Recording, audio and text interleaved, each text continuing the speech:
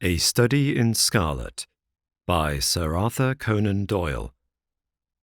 A Robin Reads audiobook. Subscribe for more audiobooks. Part 1. Being a reprint from the Reminiscences of John H. Watson, M.D., late of the Army Medical Department. Chapter 1. Mr. Sherlock Holmes.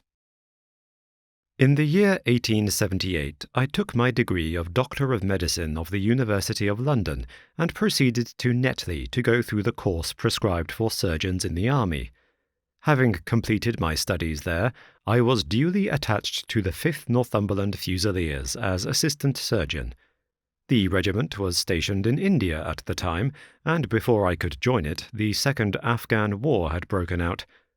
On landing at Bombay, I learned that my corps had advanced through the passes and was already deep in the enemy's country.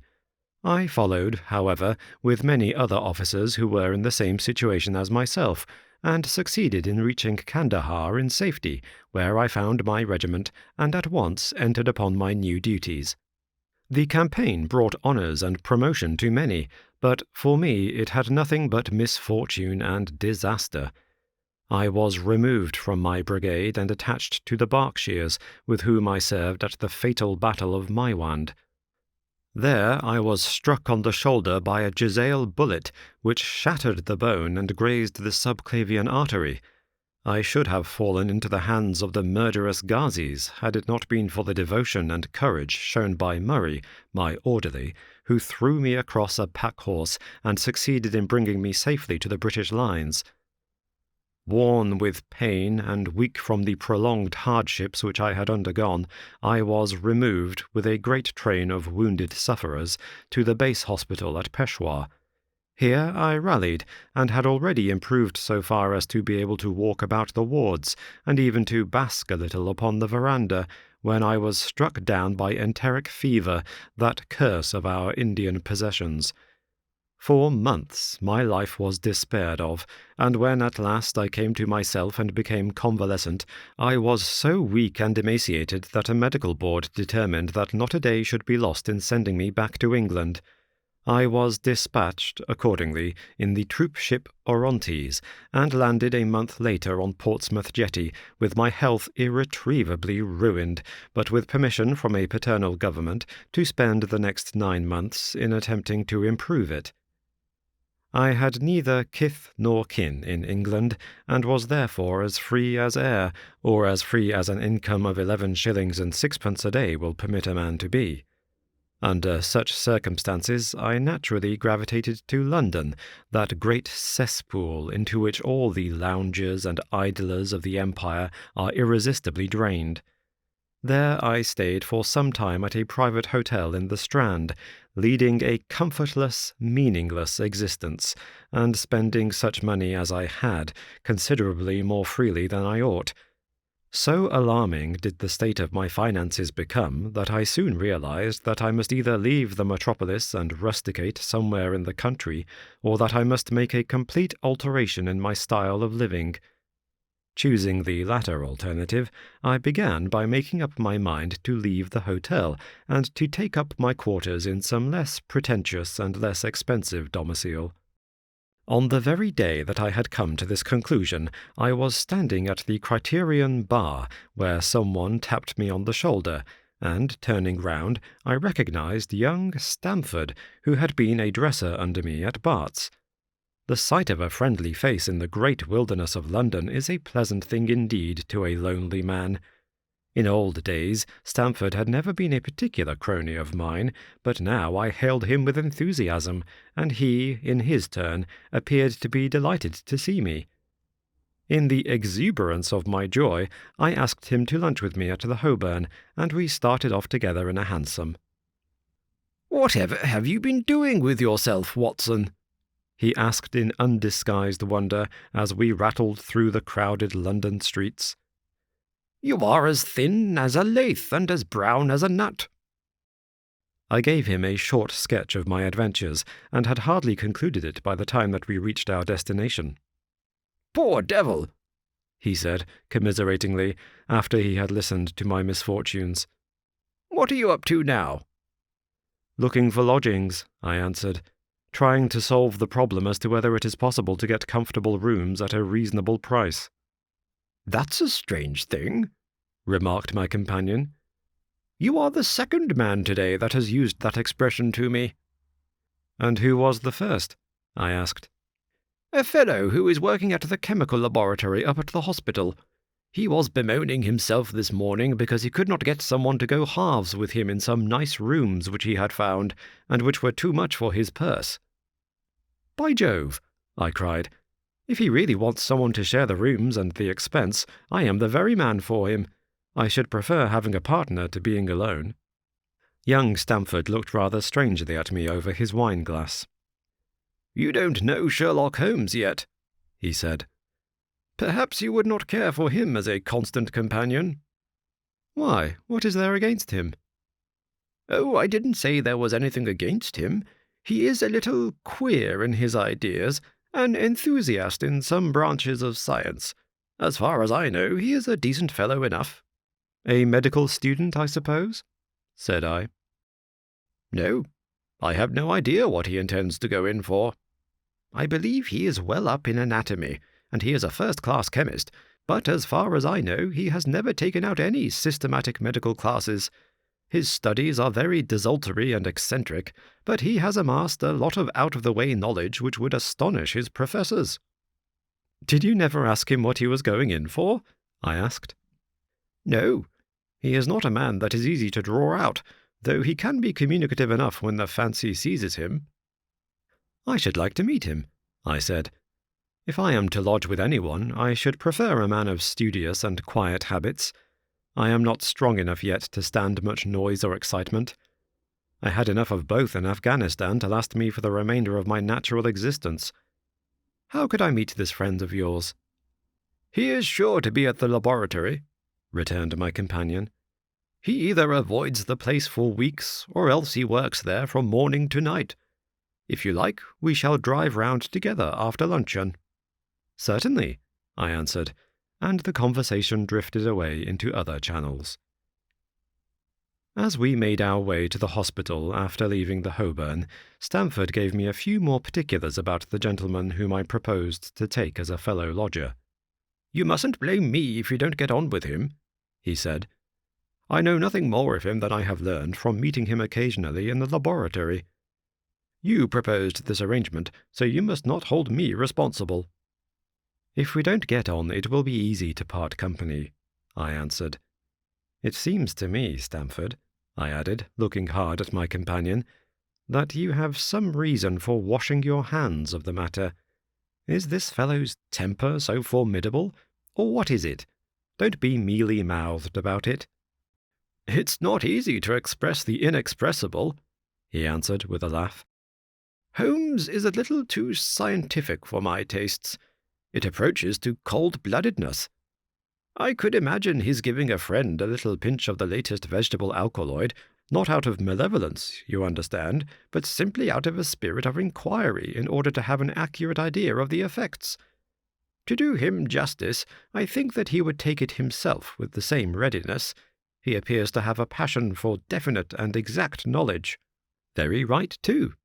"Yes, but it may be pushed to excess. When it comes to beating the subjects in the dissecting rooms with a stick, it is certainly taking rather a bizarre shape." "Beating the subjects?" "Yes, to verify how far bruises may be produced after death. I saw him at it with my own eyes." "And yet you say he is not a medical student?" "No, heaven knows what the objects of his studies are. But here we are, and you must form your own impressions about him." As he spoke, we turned down a narrow lane and passed through a small side door, which opened into a wing of the great hospital. It was familiar ground to me, and I needed no guiding as we ascended the bleak stone staircase and made our way down the long corridor with its vista of whitewashed wall and dun-coloured doors. Near the further end, a low arched passage branched away from it and led to the chemical laboratory. This was a lofty chamber, lined and littered with countless bottles. Broad, low tables were scattered about, which bristled with retorts, test tubes, and little Bunsen lamps with their blue flickering flames. There was only one student in the room, who was bending over a distant table, absorbed in his work. At the sound of our steps, he glanced round and sprang to his feet with a cry of pleasure. "I found it! I found it!" he shouted to my companion, running towards us with a test tube in his hand. "I have found a reagent which is precipitated by hemoglobin and by nothing else." Had he discovered a gold mine, greater delight could not have shone upon his features. "Dr. Watson, Mr. Sherlock Holmes," said Stamford, introducing us. "How are you?"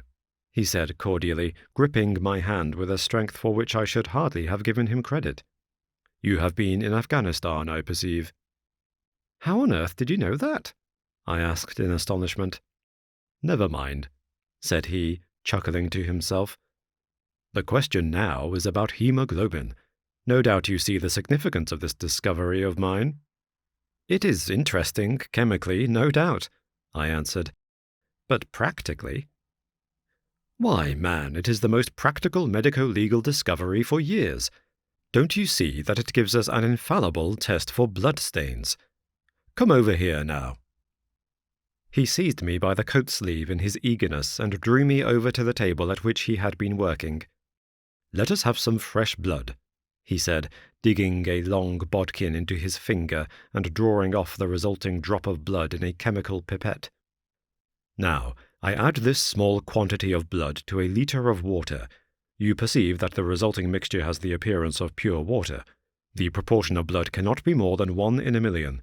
I have no doubt, however, that we shall be able to obtain the characteristic reaction."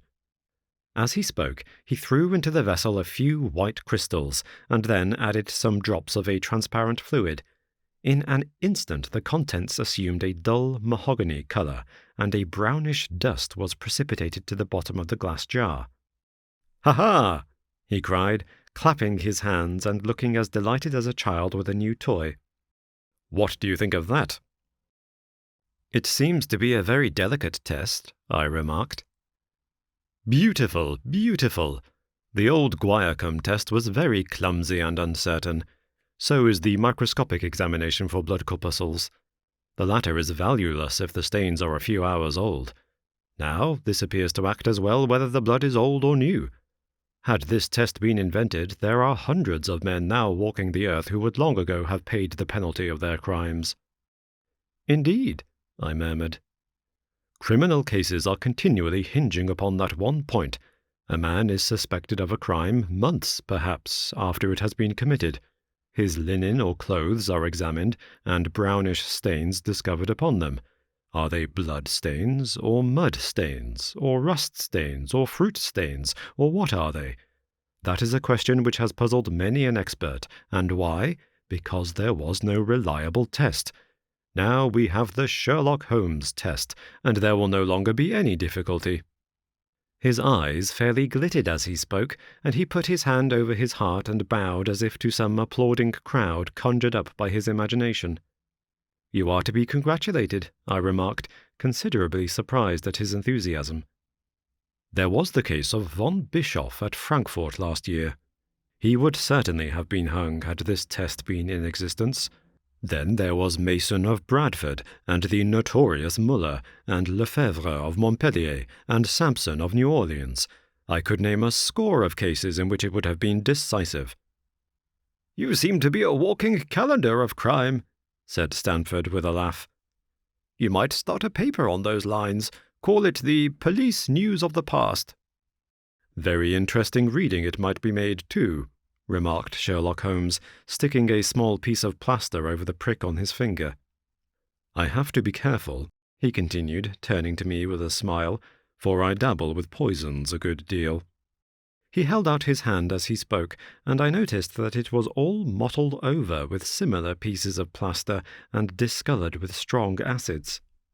"We came here on business," said Stamford, sitting down on a high three-legged stool and pushing another one in my direction with his foot. "My friend here wants to take diggings, and as you were complaining that you could get no one to go halves with you, I thought that I had better bring you together." Sherlock Holmes seemed delighted at the idea of sharing his rooms with me. "I have my eye on a suite in Baker Street," he said, "which would suit us down to the ground. You don't mind the smell of strong tobacco, I hope?" "I always smoke ships myself," I answered. "That's good enough. I generally have chemicals about and occasionally do experiments. Would that annoy you?" "By no means." "Let me see. What are my other shortcomings? I get in the dumps at times, and don't open my mouth for days on end. You must not think I am sulky when I do that. Just let me alone, and I'll soon be right. What have you to confess now? It's just as well for two fellows to know the worst of one another before they begin to live together." I laughed at this cross-examination. "I keep a bull-pup," I said, "and I object to rows because my nerves are shaken, and I get up at all sorts of ungodly hours, and I am extremely lazy. I have another set of vices when I'm well, but those are the principal ones at present." "Do you include violin playing in your category of rows?" he asked anxiously. "It depends on the player," I answered. "A well-played violin is a treat for the gods. A badly played one—" "Oh, that's all right," he cried with a merry laugh. "I think we may consider the thing as settled, that is, if the rooms are agreeable to you." "When shall we see them?" "Call for me here at noon tomorrow, and we'll go together and settle everything," he answered. "All right, noon exactly," said I, shaking his hand. We left him working among his chemicals, and we walked together towards my hotel. "By the way," I asked suddenly, stopping and turning upon Stamford, "how the deuce did he know that I had come from Afghanistan?" My companion smiled an enigmatical smile. "That's just his little peculiarity," he said. "A good many people have wanted to know how he finds things out." "Oh, a mystery, is it?" I cried, rubbing my hands. "This is very piquant. I am much obliged to you for bringing us together. The proper study of mankind is man, you know." "You must study him, then," Stamford said, as he bade me good-bye. "You'll find him a knotty problem, though. I'll wager he learns more about you than you about him. Goodbye." "Goodbye," I answered, and strolled on to my hotel, considerably interested in my new acquaintance. Chapter 2. The Science of Deduction. We met next day as he had arranged and inspected the rooms at number 221B Baker Street, of which he had spoken at our meeting.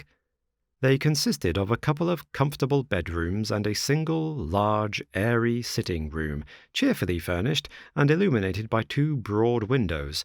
So desirable in every way were the apartments, and so moderate did the terms seem when divided between us, that the bargain was concluded upon the spot, and we at once entered into possession. That very evening I moved my things round from the hotel, and on the following morning Sherlock Holmes followed me with several boxes and portmanteaus. For a day or two we were busily employed in unpacking and laying out our property to the best advantage. That done, we gradually began to settle down and to accommodate ourselves to our new surroundings. Holmes was certainly not a difficult man to live with. He was quiet in his ways, and his habits were regular. It was rare for him to be up after 10 at night, and he had invariably breakfasted and gone out before I rose in the morning. Sometimes he spent his day at the chemical laboratory, sometimes in the dissecting rooms, and occasionally in long walks, which appeared to take him into the lowest portions of the city. Nothing could exceed his energy when the working fit was upon him, but now and again a reaction would seize him, and for days on end he would lie upon the sofa in the sitting-room, hardly uttering a word or moving a muscle from morning to night. On these occasions I have noticed such a dreamy, vacant expression in his eyes that I might have suspected him of being addicted to the use of some narcotic, had not the temperance and cleanliness of his whole life forbidden such a notion. As the weeks went by, my interest in him and my curiosity as to his aims in life gradually deepened and increased. His very person and appearance were such as to strike the attention of the most casual observer. In height he was rather over 6 feet, and so excessively lean that he seemed to be considerably taller. His eyes were sharp and piercing, save during those intervals of torpor to which I have alluded, and his thin, hawk-like nose gave his whole expression an air of alertness and decision. His chin, too, had the prominence and squareness which mark the man of determination. His hands were invariably blotted with ink and stained with chemicals, yet he was possessed of extraordinary delicacy of touch, as I frequently had occasion to observe when I watched him manipulating his fragile philosophical instruments. The reader may set me down as a hopeless busybody when I confess how much this man stimulated my curiosity, and how often I endeavoured to break through the reticence which he showed on all that concerned himself.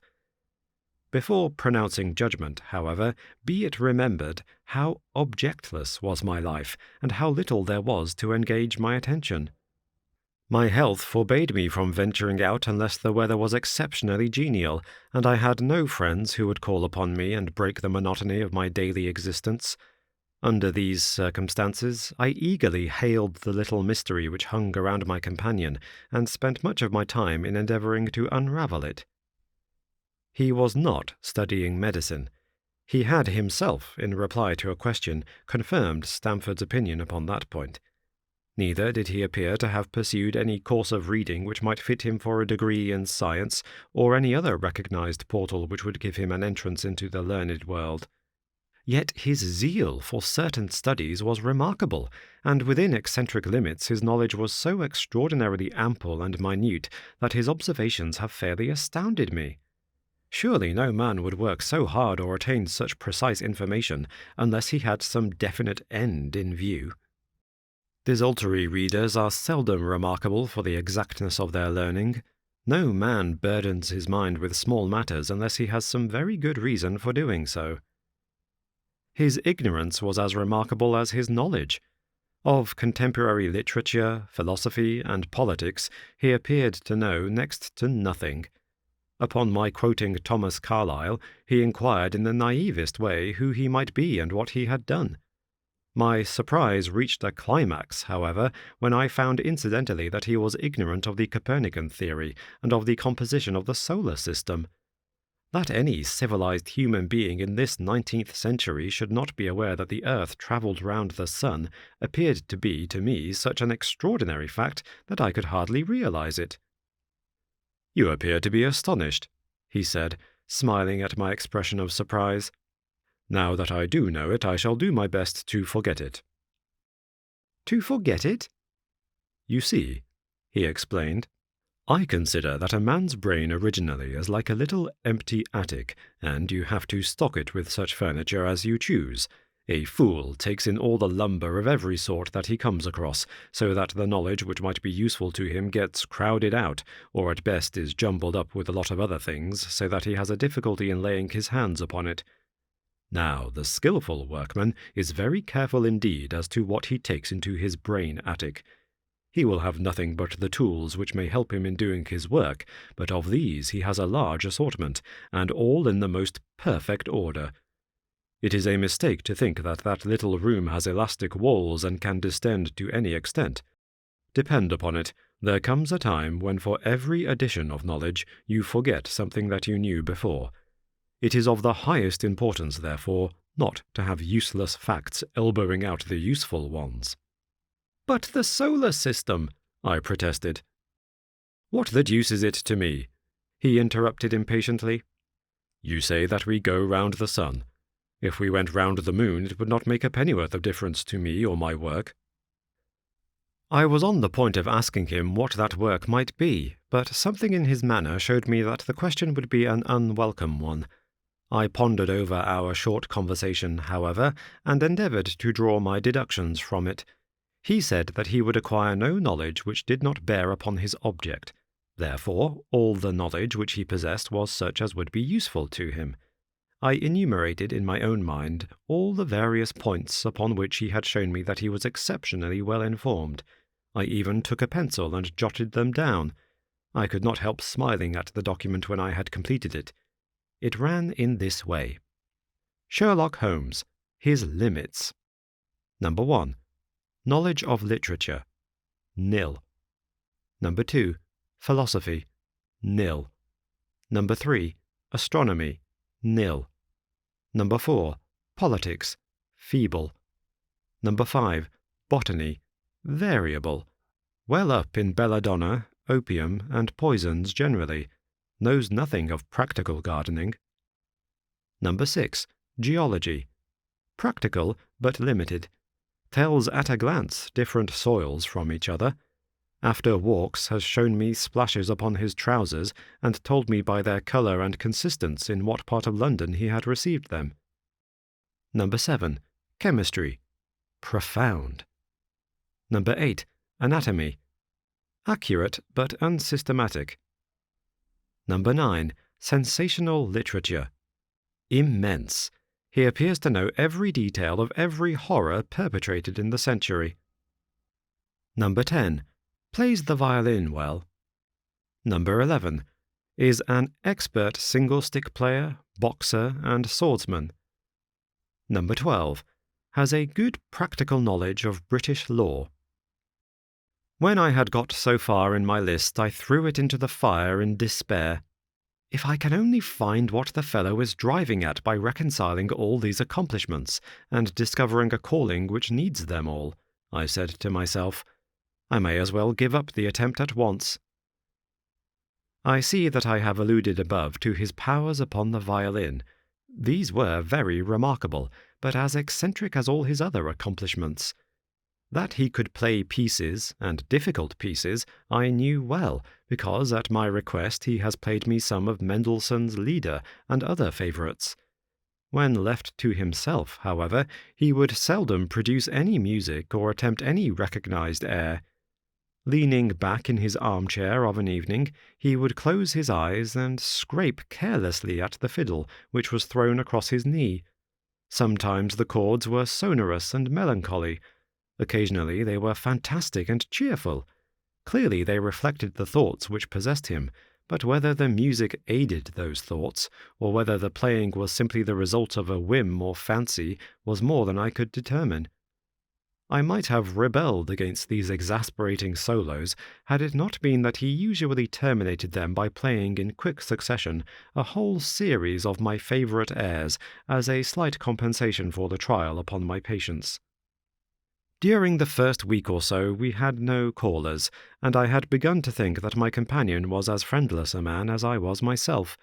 Presently, however, I found that he had many acquaintances, and those in the most different classes of society. There was one little, sallow, rat-faced, dark-eyed fellow who was introduced to me as Mr. Lestrade, and who came 3 or 4 times in a single week. One morning a young girl called, fashionably dressed, and stayed for half an hour or more.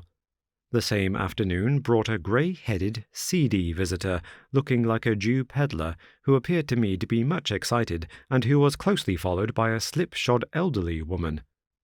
On another occasion an old white-haired gentleman had an interview with my companion, and on another a railway porter in his velveteen uniform. When any of these nondescript individuals put in an appearance, Sherlock Holmes used to beg for the use of the sitting-room, and I would retire to my bedroom. He always apologized to me for putting me to this inconvenience. "I have to use this room as a place of business," he said, "and these people are my clients." Again I had an opportunity of asking him a point-blank question, and again my delicacy prevented me from forcing another man to confide in me. I imagined at the time that he had some strong reason for not alluding to it, but he soon dispelled the idea by coming round to the subject of his own accord. It was upon the 4th of March, as I have good reason to remember, that I rose somewhat earlier than usual and found that Sherlock Holmes had not yet finished his breakfast. The landlady had become so accustomed to my late habits that my place had not been laid nor my coffee prepared. With the unreasonable petulance of mankind, I rang the bell and gave a curt intimation that I was ready. Then I picked up a magazine from the table and attempted to while away the time with it, while my companion munched silently at his toast. One of the articles had a pencil mark at the heading, and I naturally began to run my eye through it. Its somewhat ambitious title was The Book of Life, and it attempted to show how much an observant man might learn by an accurate and systematic examination of all that came his way. It struck me as being a remarkable mixture of shrewdness and of absurdity. The reasoning was close and intense, but the deductions appeared to me to be far-fetched and exaggerated. The writer claimed by a momentary expression, a twitch of a muscle or a glance of an eye, to fathom a man's inmost thoughts. Deceit, according to him, was an impossibility in the case of one trained to observation and analysis. His conclusions were as infallible as so many propositions of Euclid. So startling would his results appear to the uninitiated that until they learned the processes by which he had arrived at them, they might as well consider him a necromancer. "From a drop of water," said the writer, "a logician could infer the possibility of an Atlantic or a Niagara without having seen or heard of one or the other. So all life is a great chain, the nature of which is known whenever we are shown a single link of it.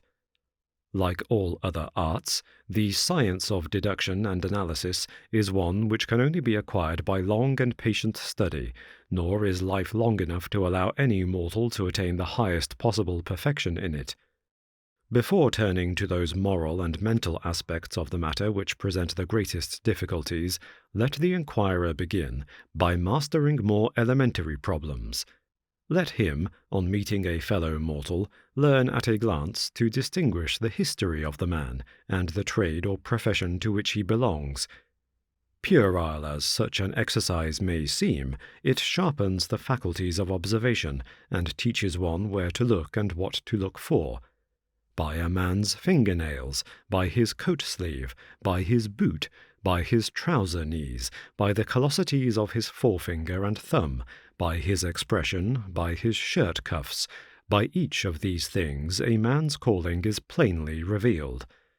That all united should fail to enlighten the competent enquirer in any case is almost inconceivable." "What ineffable twaddle!" I cried, slapping the magazine down on the table.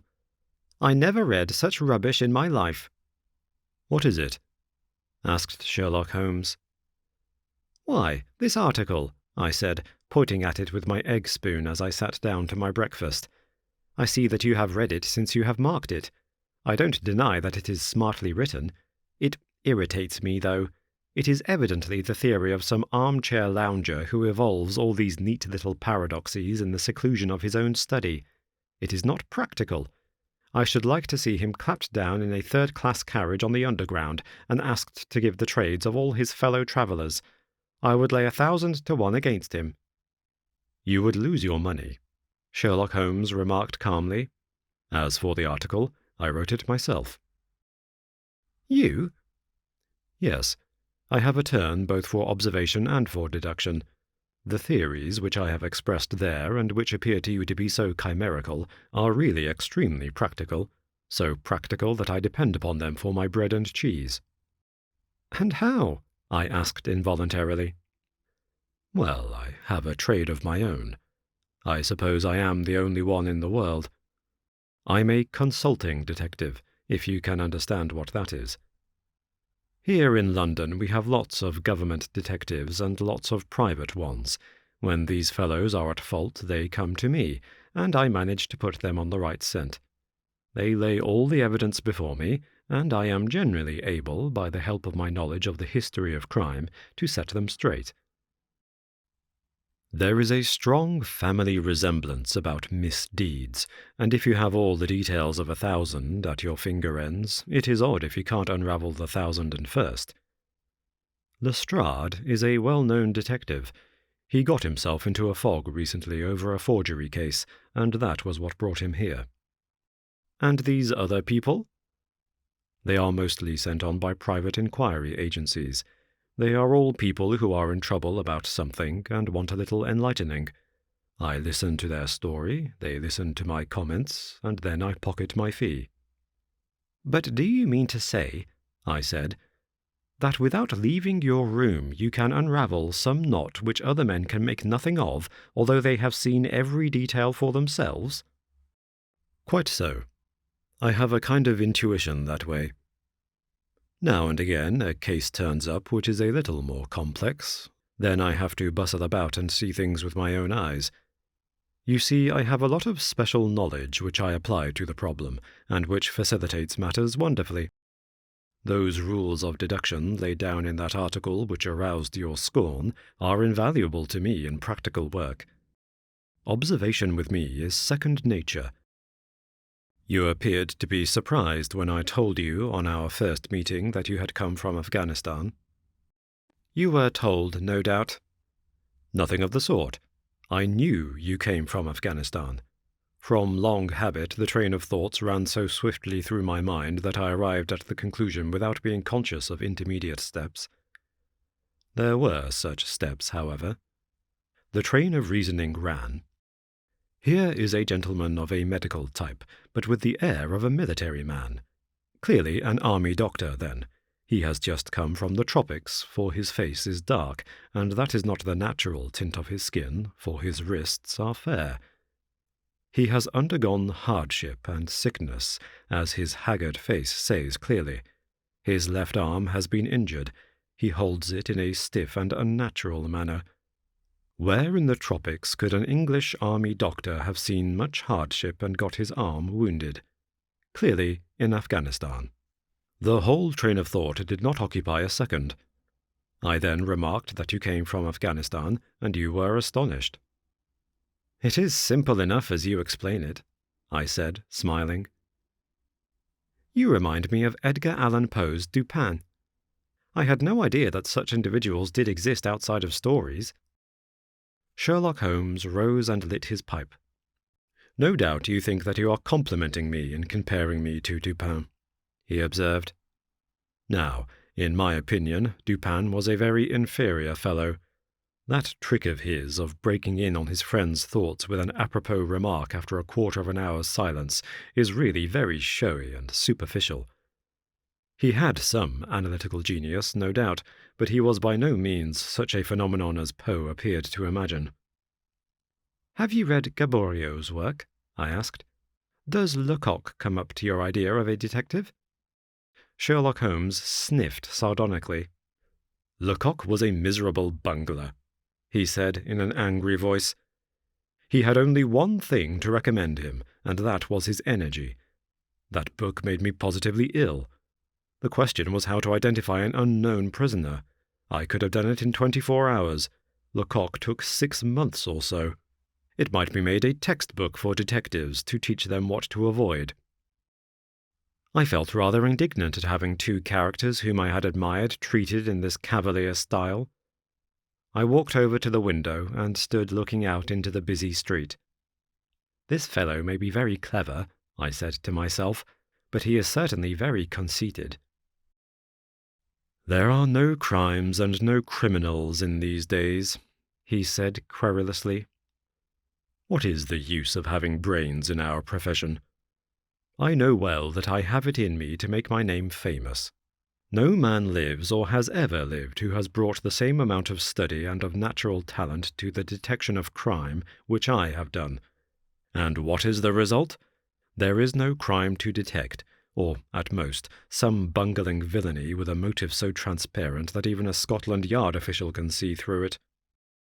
I was still annoyed at his bumptious style of conversation. I thought it best to change the topic. I wonder what that fellow is looking for, I asked, pointing to a stalwart, plainly dressed individual who was walking slowly down the other side of the street, looking anxiously at the numbers. He had a large blue envelope in his hand, and was evidently the bearer of a message. You mean the retired sergeant of Marines? Said Sherlock Holmes.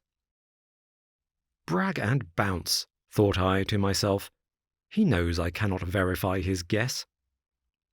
The thought had hardly passed through my mind when the man whom we were watching caught sight of the number on our door and ran rapidly across the roadway.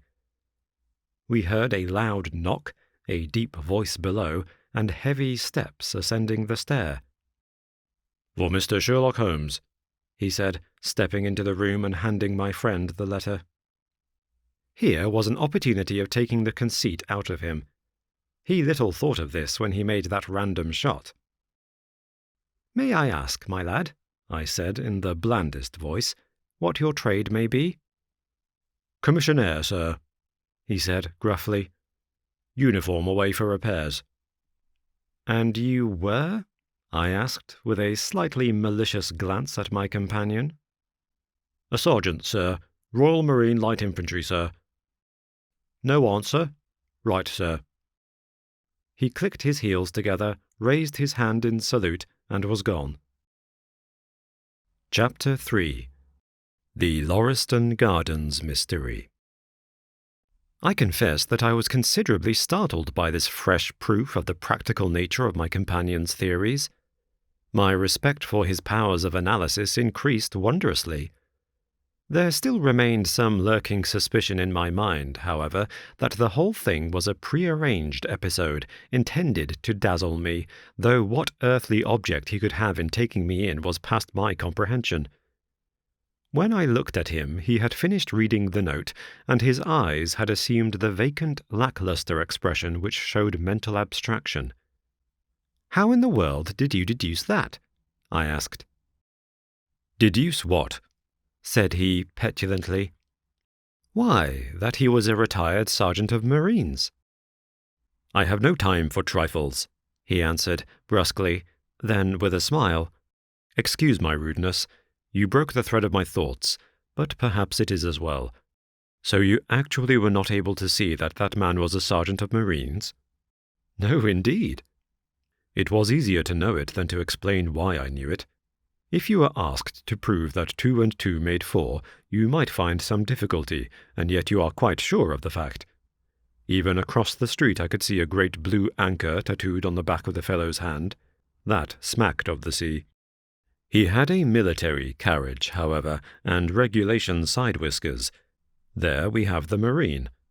He was a man with some amount of self-importance and a certain air of command. You must have observed the way in which he held his head and swung his cane. A steady, respectable, middle-aged man, too, on the face of him. All facts which led me to believe that he had been a sergeant." "Wonderful!" I ejaculated. "Commonplace," said Holmes, though I thought from his expression that he was pleased at my evident surprise and admiration. "I said just now that there were no criminals. It appears that I am wrong. Look at this." He threw me over the note which the commissionaire had brought. "Why," I cried as I cast my eye over it, "this is terrible." "It does seem to be a little out of the common," he remarked calmly. "Would you mind reading it to me aloud?" This is the letter which I read to him. "My dear Mr. Sherlock Holmes, there has been a bad business during the night at 3 Lauriston Gardens, off the Brixton Road. Our man on the beat saw a light there about 2 in the morning, and as the house was an empty one, suspected that something was amiss. He found the door open, and in the front room, which is bare of furniture, discovered the body of a gentleman, well dressed, and having cards in his pocket bearing the name of Enoch J. Drebber, Cleveland, Ohio, USA. There had been no robbery, nor is there any evidence as to how the man met his death. There are marks of blood in the room, but there is no wound upon his person. We are at a loss as to how he came into the empty house. Indeed, the whole affair is a puzzler. If you can come round to the house any time before 12, you will find me there. I have left everything in statu quo until I hear from you. If you are unable to come, I shall give you fuller details, and would esteem it a great kindness if you would favour me with your opinion. Yours faithfully, Tobias Gregson." "Gregson is the smartest of the Scotland Yarders," my friend remarked. "He and Lestrade are the pick of a bad lot. They are both quick and energetic, but conventional, shockingly so. They have their knives into one another, too. They are as jealous as a pair of professional beauties. There will be some fun over this case if they are both put upon the scent." I was amazed at the calm way in which he rippled on. "Surely there is not a moment to be lost," I cried. "Shall I go and order you a cab?" "I'm not sure about whether I shall go. I am the most incurably lazy devil that ever stood in shoe leather. That is, when the fit is on me, for I can be spry enough at times. Why, it is just such a chance as you have been longing for. My dear fellow, what does it matter to me? Supposing I unravel the whole matter, you may be sure that Gregson, Lestrade, and company will pocket all the credit that comes of being an unofficial personage. But he begs you to help him. Yes. He knows that I am his superior, and acknowledges it to me, but he would cut his tongue out before he would own it to any third person. However, we may as well go and have a look. I shall work it out on my own hook. I may have a laugh at them if I have nothing else. Come on. He hustled on his overcoat and bustled about in a way that showed an energetic fit had superseded the apathetic one. Get your hat, he said. You wish me to come? Yes, if you have nothing better to do. A minute later we were both in a hansom, driving furiously for the Brixton Road. It was a foggy, cloudy morning, and a dun-coloured veil hung over the housetops, looking like the reflection of the mud-coloured streets beneath. My companion was in the best of spirits, and prattled away about Cremona fiddles, and the difference between a Stradivarius and an Amati. As for myself, I was silent, for the dull weather and the melancholy business upon which we were engaged depressed my spirits. You don't seem to give much thought to the matter in hand, I said at last, interrupting Holmes's musical disquisition. No data yet, he answered. It is a capital mistake to theorize before you have all the evidence. It biases the judgment. You will have your data soon, I remarked, pointing with my finger. This is the Brixton Road, and that is the house, if I am not very much mistaken. So it is. Stop, driver, stop. We were still 100 yards or so from it, but he insisted upon our alighting, and we finished our journey upon foot. Number 3, Lauriston Gardens, wore an ill-omened and minatory look. It was one of 4 which stood back some little way from the street, 2 being occupied and 2 being empty. The latter looked out with 3 tiers of vacant melancholy windows, which were blank and dreary, save that here and there a "To Let" card had developed like a cataract upon the bleared panes. A small garden, sprinkled over with a scattered eruption of sickly plants, separated each of these houses from the street, and was traversed by a narrow pathway, yellowish in colour, and consisting apparently of a mixture of clay and of gravel. The whole place was very sloppy from the rain which had fallen through the night. The garden was bounded by a 3-foot brick wall with a fringe of wood rails upon the top, and against this wall was leaning a stalwart police constable, surrounded by a small knot of loafers, who craned their necks and strained their eyes in the vain hope of catching some glimpse of the proceedings within. I had imagined that Sherlock Holmes would at once have hurried into the house and plunged into a study of the mystery. Nothing appeared to be further from his attention. With an air of nonchalance which, under the circumstances, seemed to me to border upon affectation, he lounged up and down the pavement and gazed vacantly at the ground, the sky, the opposite houses, and the line of railings.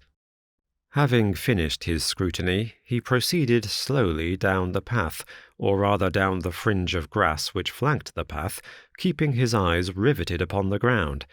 Twice he stopped, and once I saw him smile, and heard him utter an exclamation of satisfaction. There were many marks of footsteps upon the wet, clayey soil, but since the police had been coming and going over it, I was unable to see how my companion could hope to learn anything from it. Still, I had had such extraordinary evidence of the quickness of his perceptive faculties that I had no doubt that he could see a great deal which was hidden from me. At the door of the house we were met by a tall, white-faced, flaxen-haired man, with a notebook in his hand, who rushed forward and wrung my companion's hand with effusion. "It is indeed kind of you to come," he said. "I have had everything left untouched." "Except that," my friend answered, pointing at the pathway. "If a herd of buffaloes had passed along, there could not be a greater mess. No doubt, however, you had drawn your own conclusions, Gregson, before you permitted this." "I have had so much to do inside the house," the detective said evasively. My colleague, Mr. Lestrade, is here. I had relied upon him to look after this." Holmes glanced at me and raised his eyebrows sardonically. "With two such men as yourself and Lestrade upon the ground, there will not be much for a third party to find out," he said. Gregson rubbed his hands in a self-satisfied way. "I think we have done all that can be done," he answered. "It's a queer case, though, and I knew your taste for such things." "You did not come here in a cab?" asked Sherlock Holmes. "No, sir." "Nor Lestrade?" "No, sir." "Then let us go and look at the room." With which inconsequent remark he strode on into the house, followed by Gregson, whose features expressed his astonishment. A short passage, bare-planked and dusty, led to the kitchen and offices. 2 doors opened out of it to the left and to the right. One of these had obviously been closed for many weeks. The other belonged to the dining-room, which was the apartment in which the mysterious affair had occurred. Holmes walked in, and I followed him with that subdued feeling at my heart which the presence of death inspires. It was a large square room, looking all the larger from the absence of all furniture. A vulgar, flaring paper adorned the walls, but it was blotched in places with mildew, and here and there great strips had become detached and hung down, exposing the yellow plaster beneath. Opposite the door was a showy fireplace, surmounted by a mantelpiece of imitation white marble. On one corner of this was stuck the stump of a red wax candle. The solitary window was so dirty that the light was hazy and uncertain, giving a dull grey tinge to everything, which was intensified by the thick layer of dust which coated the whole apartment. All these details I observed afterwards. At present my attention was centred upon the single, grim, motionless figure which lay stretched upon the boards, with vacant, sightless eyes staring up at the discoloured ceiling. It was that of a man about 43 or 44 years of age, middle-sized, broad-shouldered, with crisp curling black hair and a short stubbly beard. He was dressed in a heavy broadcloth frock coat and waistcoat, with light-coloured trousers, and immaculate collar and cuffs. A top hat, well brushed and trim, was placed upon the floor beside him. His hands were clenched and his arms thrown abroad, while his lower limbs were interlocked as though his death struggle had been a grievous one. On his rigid face there stood an expression of horror, and, as it seemed to me, of hatred, such as I have never seen upon human features. This malignant and terrible contortion, combined with the low forehead, blunt nose, and prognathous jaw, gave the dead man a singularly simious and ape-like appearance, which was increased by his writhing, unnatural posture. I have seen death in many forms, but never has it appeared to me in a more fearsome aspect than in that dark, grimy apartment which looked out upon one of the main arteries of suburban London. Lestrade, lean and ferret-like as ever, was standing by the doorway, and greeted my companion and myself. "This case will make a stir, sir," he remarked. "It beats anything I have seen, and I am no chicken." "There is no clue?" said Gregson. "None at all," chimed in Lestrade. Sherlock Holmes approached the body and, kneeling down, examined it intently. "You are sure that there is no wound?" he asked, pointing to numerous gouts and splashes of blood which lay all around. "Positive," cried both detectives. "Then, of course, this blood belongs to a second individual, presumably the murderer, if murder has been committed. It reminds me of the circumstances attendant on the death of Van Jansen in Utrecht in the year 34. Do you remember the case, Gregson?" "No, sir." "Read it up. You really should. There is nothing new under the sun. It has all been done before." As he spoke, his nimble fingers were flying here, there, and everywhere, feeling, pressing, unbuttoning, examining, while his eyes wore the same far-away expression which I had already remarked upon.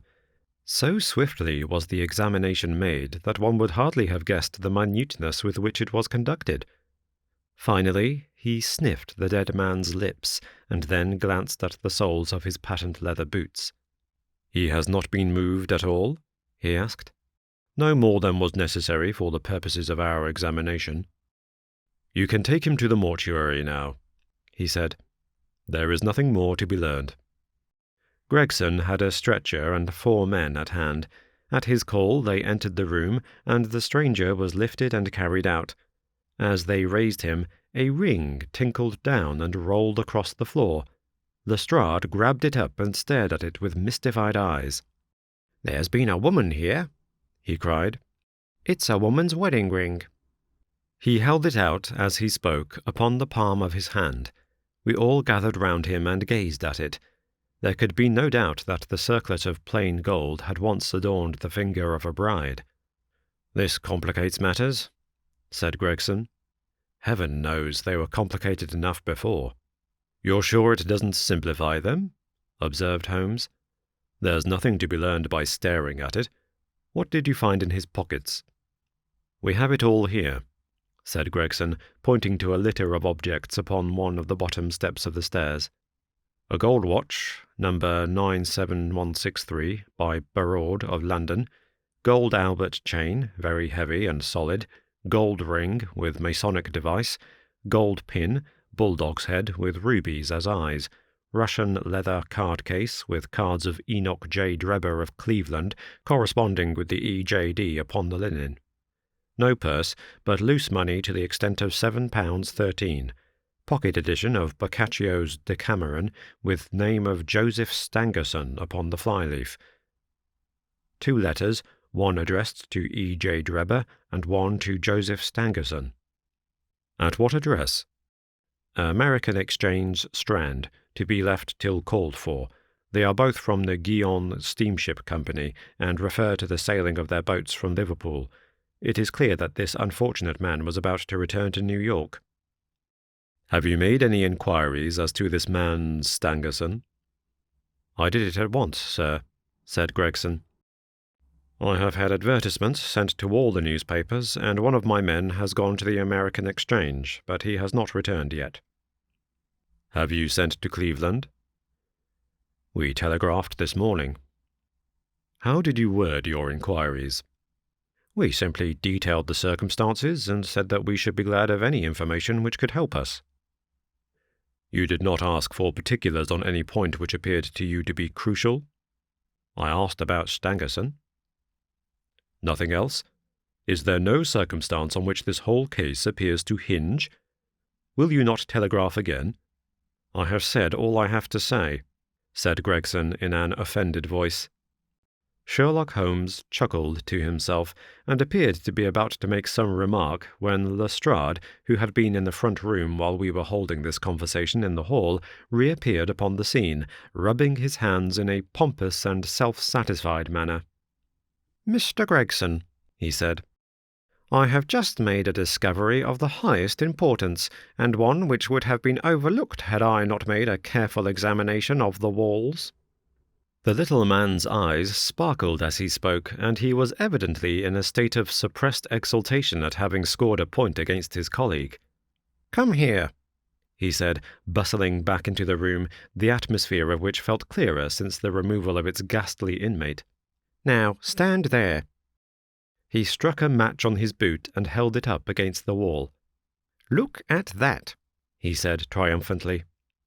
I have remarked that the paper had fallen away in parts. In this particular corner of the room a large piece had peeled off, leaving a yellow square of coarse plastering. Across this bare space there was scrawled in blood-red letters a single word: R-A-C-H-E. "What do you think of that?" cried the detective, with the air of a showman exhibiting his show. "This was overlooked because it was in the darkest corner of the room, and no one thought of looking there.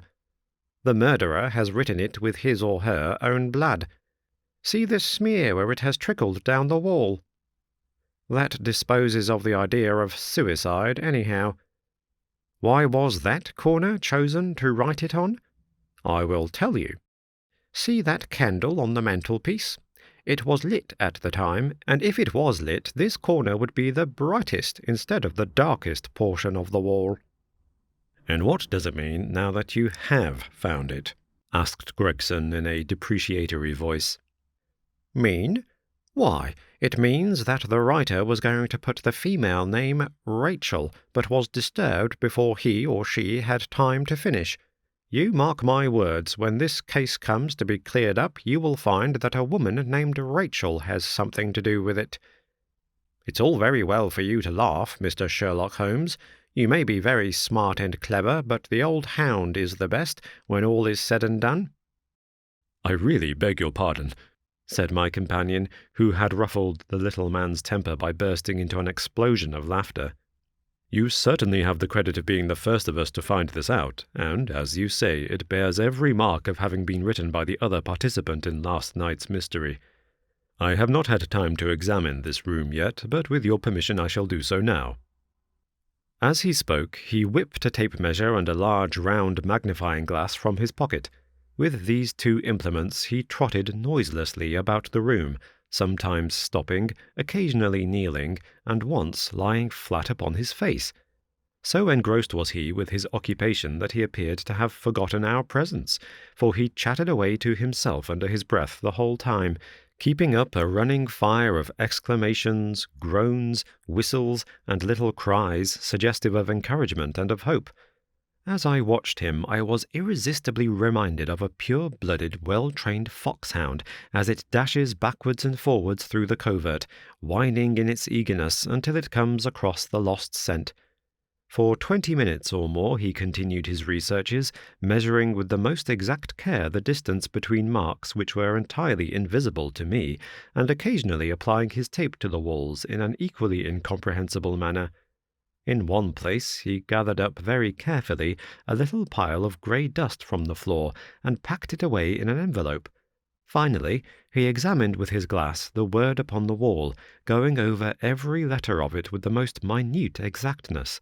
This done, he appeared to be satisfied, for he replaced his tape and his glass in his pocket. "They say that genius is an infinite capacity for taking pains," he remarked with a smile. "It's a very bad definition, but it does apply to detective work." Gregson and Lestrade had watched the manoeuvres of their amateur companion with considerable curiosity and some contempt. They evidently failed to appreciate the fact, which I had begun to realize, that Sherlock Holmes's smallest actions were all directed towards some definite and practical end. "What do you think of it, sir?" they both asked. "It would be robbing you of the credit of the case if I were to presume to help you," remarked my friend. "You are doing so well now that it would be a pity for anyone to interfere." There was a world of sarcasm in his voice as he spoke. "If you will let me know how your investigations go," he continued, "I shall be happy to give you any help I can. In the meantime, I should like to speak to the constable who found the body. Can you give me his name and address?" Lestrade glanced at his notebook. "John Rance," he said. "He is off duty now. You will find him at 46 Audley Court, Kennington Park Gate." Holmes took a note of the address. "Come along, Doctor," he said. "We shall go and look him up." "I'll tell you one thing which may help you in the case," he continued, turning to the two detectives. "There has been murder done, and the murderer was a man. He was more than 6 feet high, was in the prime of life, had small feet for his height, wore coarse, square-toed boots, and smoked a Trichinopoly cigar.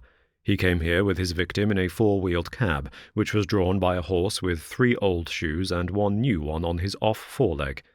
In all probability the murderer had a florid face, and the fingernails of his right hand were remarkably long. These are only a few indications, but they may assist you." Lestrade and Gregson glanced at each other with an incredulous smile.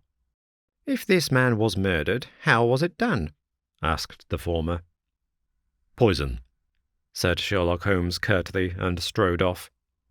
"One other thing, Lestrade," he added, turning round at the door. "Rache is the German for revenge, so don't lose your time looking for Miss Rachel." With which Parthian shot he walked away, leaving the two rivals open-mouthed behind him. Chapter 4. What John Rance Had to Tell. It was 1 o'clock when we left No. 3, Lauriston Gardens.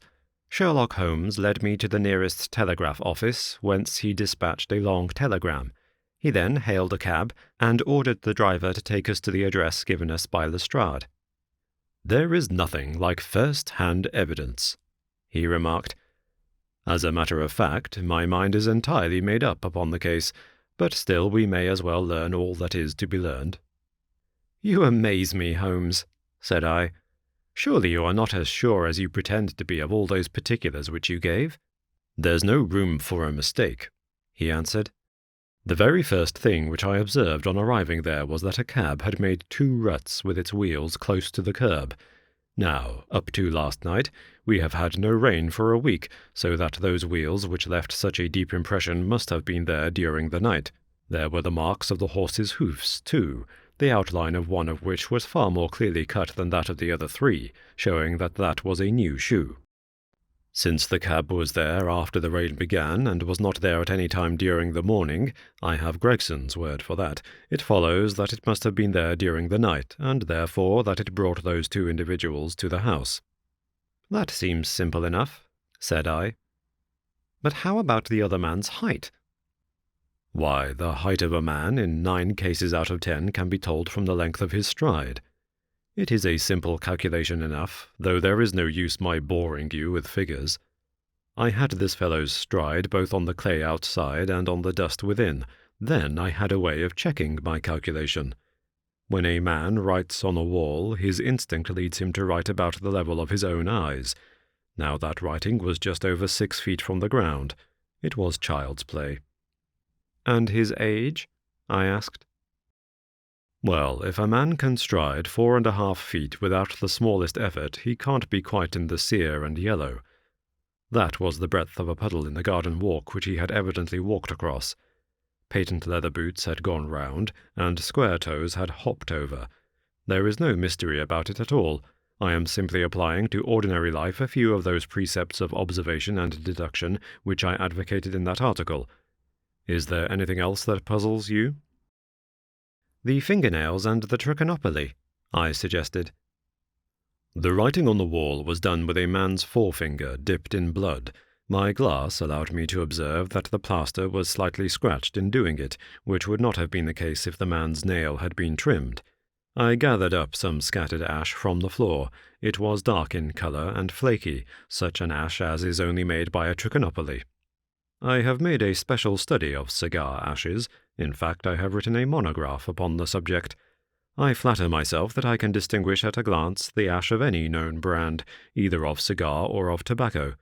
It is just in such details that the skilled detective differs from the Gregson and Lestrade type." "And the florid face?" I asked. "Ah, that was a more daring shot, though I have no doubt that I was right. You must not ask me that at the present state of the affair." I passed my hand over my brow. "My head is in a whirl," I remarked. "The more one thinks of it, the more mysterious it grows. How came these 2 men, if there were 2 men, into an empty house? What has become of the cabman who drove them? How could one man compel another to take poison? Where did the blood come from? What was the object of the murderer, since robbery had no part in it? How came the woman's ring there? Above all, why should the second man write up the German word Rache before decamping? I confess that I cannot see any possible way of reconciling all these facts." My companion smiled approvingly. "You sum up the difficulties of the situation succinctly and well," he said. "There is much that is still obscure, though I have quite made up my mind on the main facts. As to poor Lestrade's discovery, it was simply a blind intended to put the police upon a wrong track by suggesting socialism and secret societies. It was not done by a German. The A, if you noticed, was printed somewhat after the German fashion. Now, a real German invariably prints in the Latin character, so that we may safely say that this was not written by one, but by a clumsy imitator who overdid his part. It was simply a ruse to divert inquiry into a wrong channel. I'm not going to tell you much more of the case, Doctor. You know a conjurer gets no credit when once he has explained his trick, and if I show you too much of my method of working, you will come to the conclusion that I am a very ordinary individual after all. I shall never do that, I answered. You have brought detection as near an exact science as it ever will be brought in this world. My companion flushed up with pleasure at my words and the earnest way in which I uttered them. I had already observed that he was as sensitive to flattery on the score of his art as any girl could be of her beauty. I'll tell you one other thing, he said. Patent Leathers and Square Toes came in the same cab, and they walked down the pathway together as friendly as possible, arm in arm in all probability. When they got inside, they walked up and down the room, or rather, Patent Leathers stood still while Square Toes walked up and down. I could read all that in the dust, and I could read that as he walked he grew more and more excited. That is shown by the increased length of his strides.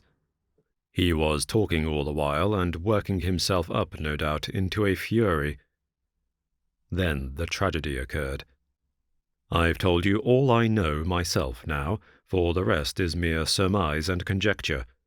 We have a good working basis, however, on which to start.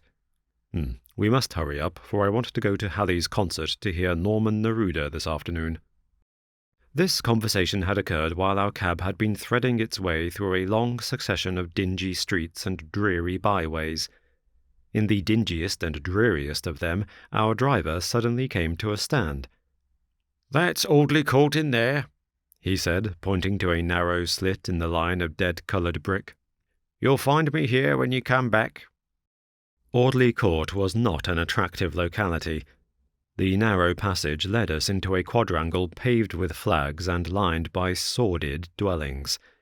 We picked our way among groups of dirty children and through lines of discoloured linen until we came to number 46, the door of which was decorated with a small slip of brass on which the name Rance was engraved.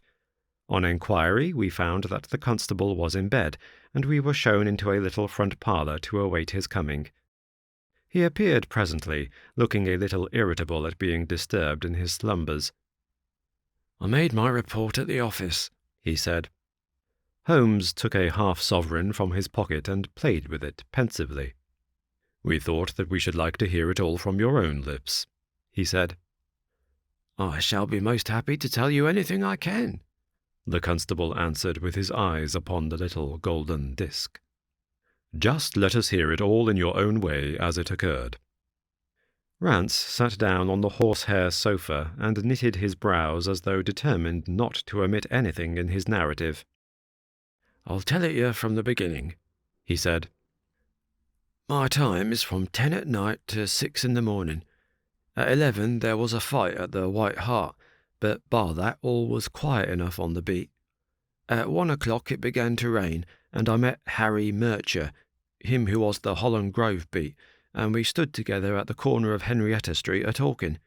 Presently, maybe about 2 or a little after, I thought I would take a look around and see that all was right down the Brixton Road.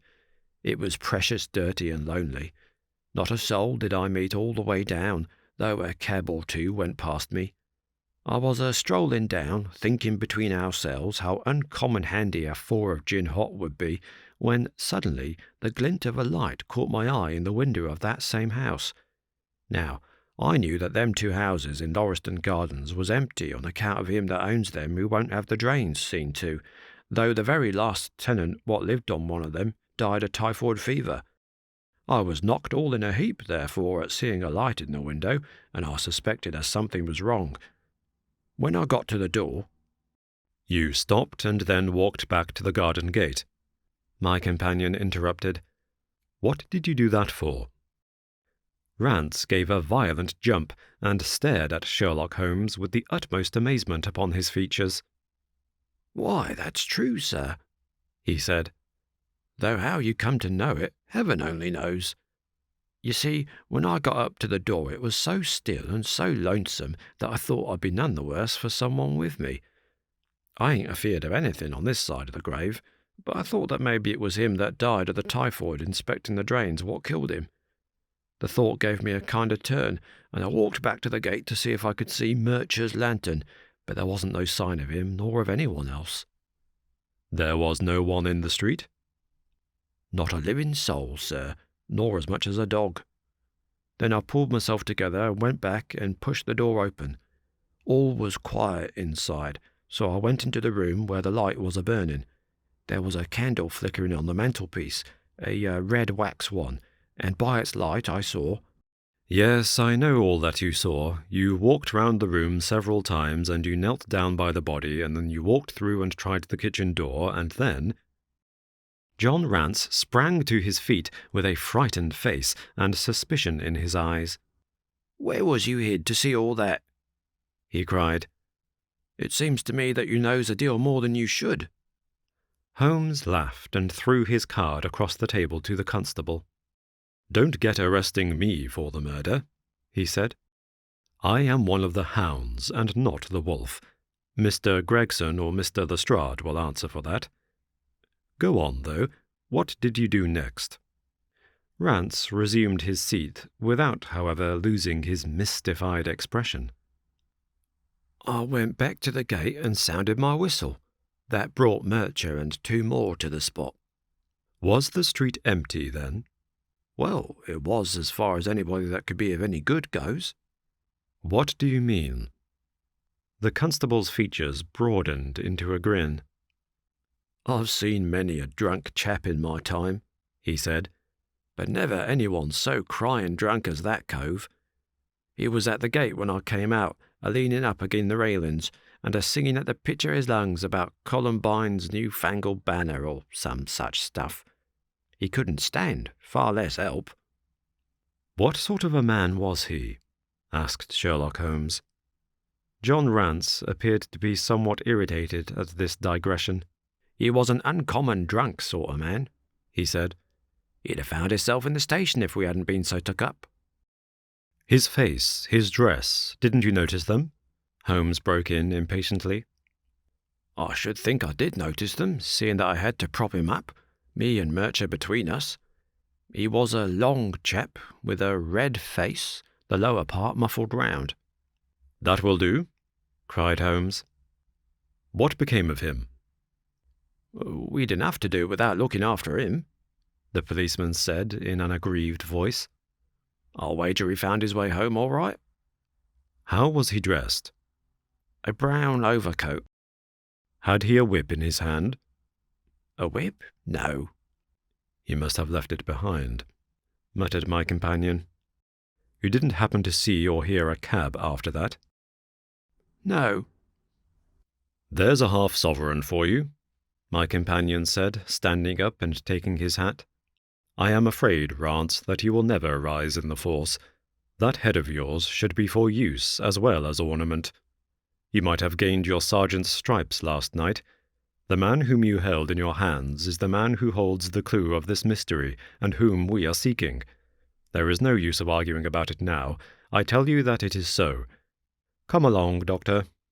We started off for the cab together, leaving our informant incredulous, but obviously uncomfortable. "The blundering fool," Holmes said bitterly as we drove back to our lodgings. "Just to think of his having such an incomparable bit of good luck and not taking advantage of it." "I am rather in the dark still. It is true that the description of this man tallies with your idea of the second party in this mystery, but why should he come back to the house after leaving it? That is not the way of criminals." "The ring, man, the ring. That was what he came back for. If we have no other way of catching him, we can always bait our line with the ring. I shall have him, Doctor. I'll lay you 2-to-1 that I have him.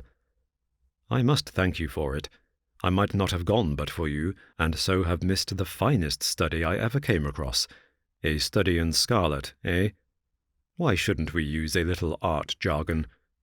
There's the scarlet thread of murder running through the colourless skein of life, and our duty is to unravel it and isolate it and expose every inch of it. And now for lunch, and then for Norman Neruda. Her attack and her bowing are splendid. What's that little thing of Chopin's she plays so magnificently? Tra-la-la-la-la-la-lay. Leaning back in the cab, this amateur bloodhound carolled away like a lark while I meditated upon the many-sidedness of the human mind. Chapter 5. Our Advertisement Brings a Visitor. Our morning's exertions had been too much for my weak health, and I was tired out in the afternoon. After Holmes's departure for the concert, I lay down upon the sofa and endeavoured to get a couple of hours' sleep. It was a useless attempt. My mind had been too much excited by all that had occurred, and the strangest fancies and surmises crowded into it. Every time that I closed my eyes, I saw before me the distorted, baboon-like countenance of the murdered man. So sinister was the impression which that face had produced upon me that I found it difficult to feel anything but gratitude for him who had removed its owner from the world. If ever human features bespoke vice of the most malignant type, they were certainly those of Enoch J. Drebber of Cleveland. Still, I recognized that justice must be done, and that the depravity of the victim was no condonement in the eyes of the law. The more I thought of it, the more extraordinary did my companion's hypothesis that the man had been poisoned appear. I remembered how he had sniffed his lips, and had no doubt that he had detected something which had given rise to the idea. Then, again, if not poison, what had caused the man's death, since there was neither wound nor marks of strangulation? But, on the other hand, whose blood was that which lay so thickly upon the floor? There were no signs of a struggle, nor had the victim any weapon with which he might have wounded an antagonist. As long as all these questions were unsolved, I felt that sleep would be no easy matter, either for Holmes or myself. His quiet, self-confident manner convinced me that he had already formed a theory which explained all the facts, though what it was I could not for an instant conjecture. He was very late in returning, so late that I knew that the concert could not have detained him all the time. Dinner was on the table before he appeared. "It was magnificent," he said as he took his seat. "Do you remember what Darwin says about music? He claims that the power of producing and appreciating it existed among the human race long before the power of speech was arrived at. Perhaps that is why we are so subtly influenced by it. There are vague memories in our souls of those misty centuries when the world was in its childhood." "That's rather a broad idea," I remarked. "One's ideas must be as broad as nature if they are to interpret nature," he answered. "What's the matter? You're not looking quite yourself. This Brixton Road affair has upset you." "To tell the truth, it has," I said. "I ought to be more case-hardened after my Afghan experiences. I saw my own comrades hacked to pieces at Maiwand without losing my nerve." "I can understand. There is a mystery about this which stimulates the imagination. Where there is no imagination, there is no horror. Have you seen the evening paper?" "No." "It gives a fairly good account of the affair. It does not mention the fact that when the man was raised up, a woman's wedding ring fell upon the floor. It is just as well it does not." "Why?" "Look at this advertisement," he answered. "I had one sent to every paper this morning immediately after the affair." He threw the paper across to me, and I glanced at the place indicated. It was the first announcement in the Found column. "In Brixton Road this morning," it ran, "a plain gold wedding ring, found in the roadway between the White Hart Tavern and Holland Grove. Apply Dr. Watson, 221B Baker Street, between 8 and 9 this evening." "Excuse my using your name," he said. "If I used my own, some of these dunderheads would recognize it and want to meddle in the affair." "That is all right," I answered. "But supposing anyone applies, I have no ring." "Oh, yes, you have," said he, handing me one. "This will do very well. It is almost a facsimile." "And who do you expect will answer this advertisement?" "Why, the man in the brown coat, our florid friend with the square toes. If he does not come himself, he will send an accomplice." "Would he not consider it as too dangerous?" "Not at all. If my view of the case is correct, and I have every reason to believe that it is, this man would rather risk anything than lose the ring. According to my notion, he dropped it while stooping over Drebber's body, and did not miss it at the time. After leaving the house, he discovered his loss and hurried back, but found the police already in possession, owing to his own folly in leaving the candle burning. He had to pretend to be drunk in order to allay the suspicions which might have been aroused by his appearance at the gate.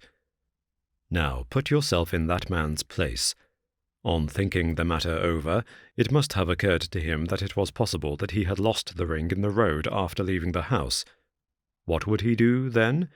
He would eagerly look out for the evening papers in the hope of seeing it among the articles found. His eye, of course, would light upon this. He would be overjoyed. Why should he fear a trap? There would be no reason in his eyes why the finding of the ring should be connected with the murder. He would come. He will come. You shall see him within an hour?" "And then?" I asked. "Oh, you can leave me to deal with him then. Have you any arms?" "I have my old service revolver and a few cartridges." "You had better clean it and load it. He will be a desperate man, and though I shall take him unawares, it is as well to be ready for anything." I went to my bedroom and followed his advice. When I returned with the pistol, the table had been cleared, and Holmes was engaged in his favourite occupation of scraping upon his violin. "The plot thickens," he said as I entered. "I have just had an answer to my American telegram. My view of the case is the correct one." "And that is?" I asked eagerly. "My fiddle would be better for new strings," he remarked. "Put your pistol in your pocket. When the fellow comes, speak to him in an ordinary way. Leave the rest to me. Don't frighten him by looking at him too hard." "It is 8 o'clock now," I said, glancing at my watch. "Yes, he will probably be here in a few minutes. Open the door slightly. That will do. Now, put the key on the inside." "Thank you." "This is a queer old book I picked up at a stall yesterday. De Jure Inter Gentes, published in Latin at Liège in the Lowlands in 1642. Charles's head was still firm on his shoulders when this little brown-backed volume was struck off." "Who is the printer?" "Philippe de Croix, whoever he may have been. On the fly-leaf, in very faded ink, is written Ex Libris Guillaume White. I wonder who William White was. Some pragmatical 17th-century lawyer, I suppose. His writing has a legal twist about it. Here comes our man, I think." As he spoke, there was a sharp ring at the bell. Sherlock Holmes rose softly and moved his chair in the direction of the door. We heard the servant pass along the hall, and the sharp click of the latch as she opened it. "Does Dr. Watson live here?" asked a clear but rather harsh voice. We could not hear the servant's reply, but the door closed, and someone began to ascend the stairs. The footfall was an uncertain and shuffling one. A look of surprise passed over the face of my companion as he listened to it. It came slowly along the passage, and there was a feeble tap at the door. "Come in," I cried. At my summons, instead of the man of violence whom we expected, a very old and wrinkled woman hobbled into the apartment. She appeared to be dazzled by the sudden blaze of light, and after dropping a curtsy, she stood blinking at us with her bleared eyes and fumbling in her pocket with nervous, shaky fingers. I glanced at my companion, and his face had assumed such a disconsolate expression that it was all I could do to keep my countenance. The old crone drew out an evening paper and pointed at our advertisement. "It's this as has brought me, good gentleman," she said, dropping another curtsy. A gold wedding ring in the Brixton Road.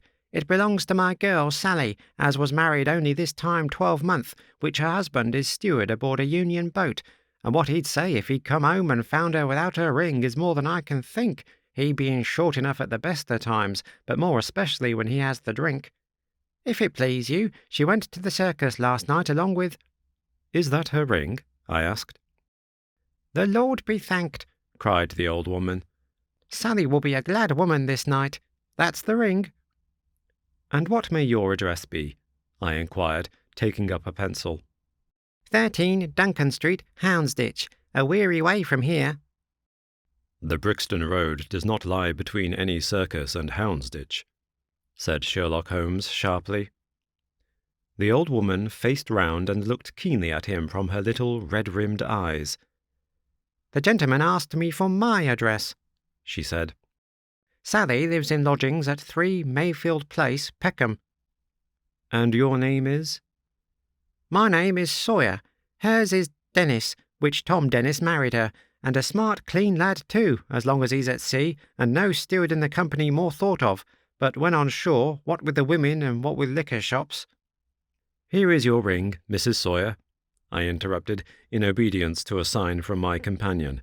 "It clearly belongs to your daughter, and I am glad to be able to restore it to the rightful owner." With many mumbled blessings and protestations of gratitude, the old crone packed it away in her pocket and shuffled off down the stairs. Sherlock Holmes sprang to his feet the moment that she was gone, and rushed into his room. He returned in a few seconds, enveloped in an ulster and a cravat. "I'll follow her," he said hurriedly. "She must be an accomplice, and will lead me to him. Wait up for me." The hall door had hardly slammed behind our visitor before Holmes had descended the stair. Looking through the window, I could see her walking feebly along the other side, while her pursuer dogged her some little distance behind. Either his whole theory is incorrect, I thought to myself, or else he will be led now to the heart of the mystery. There was no need for him to ask me to wait up for him, for I felt that sleep was impossible until I heard the result of his adventure. It was close upon 9 when he set out. I had no idea how long he might be, but I sat stolidly puffing at my pipe and skipping over the pages of Henri Murger's Vie de Bohème. 10 o'clock passed, and I heard the footsteps of the maid as they pattered off to bed.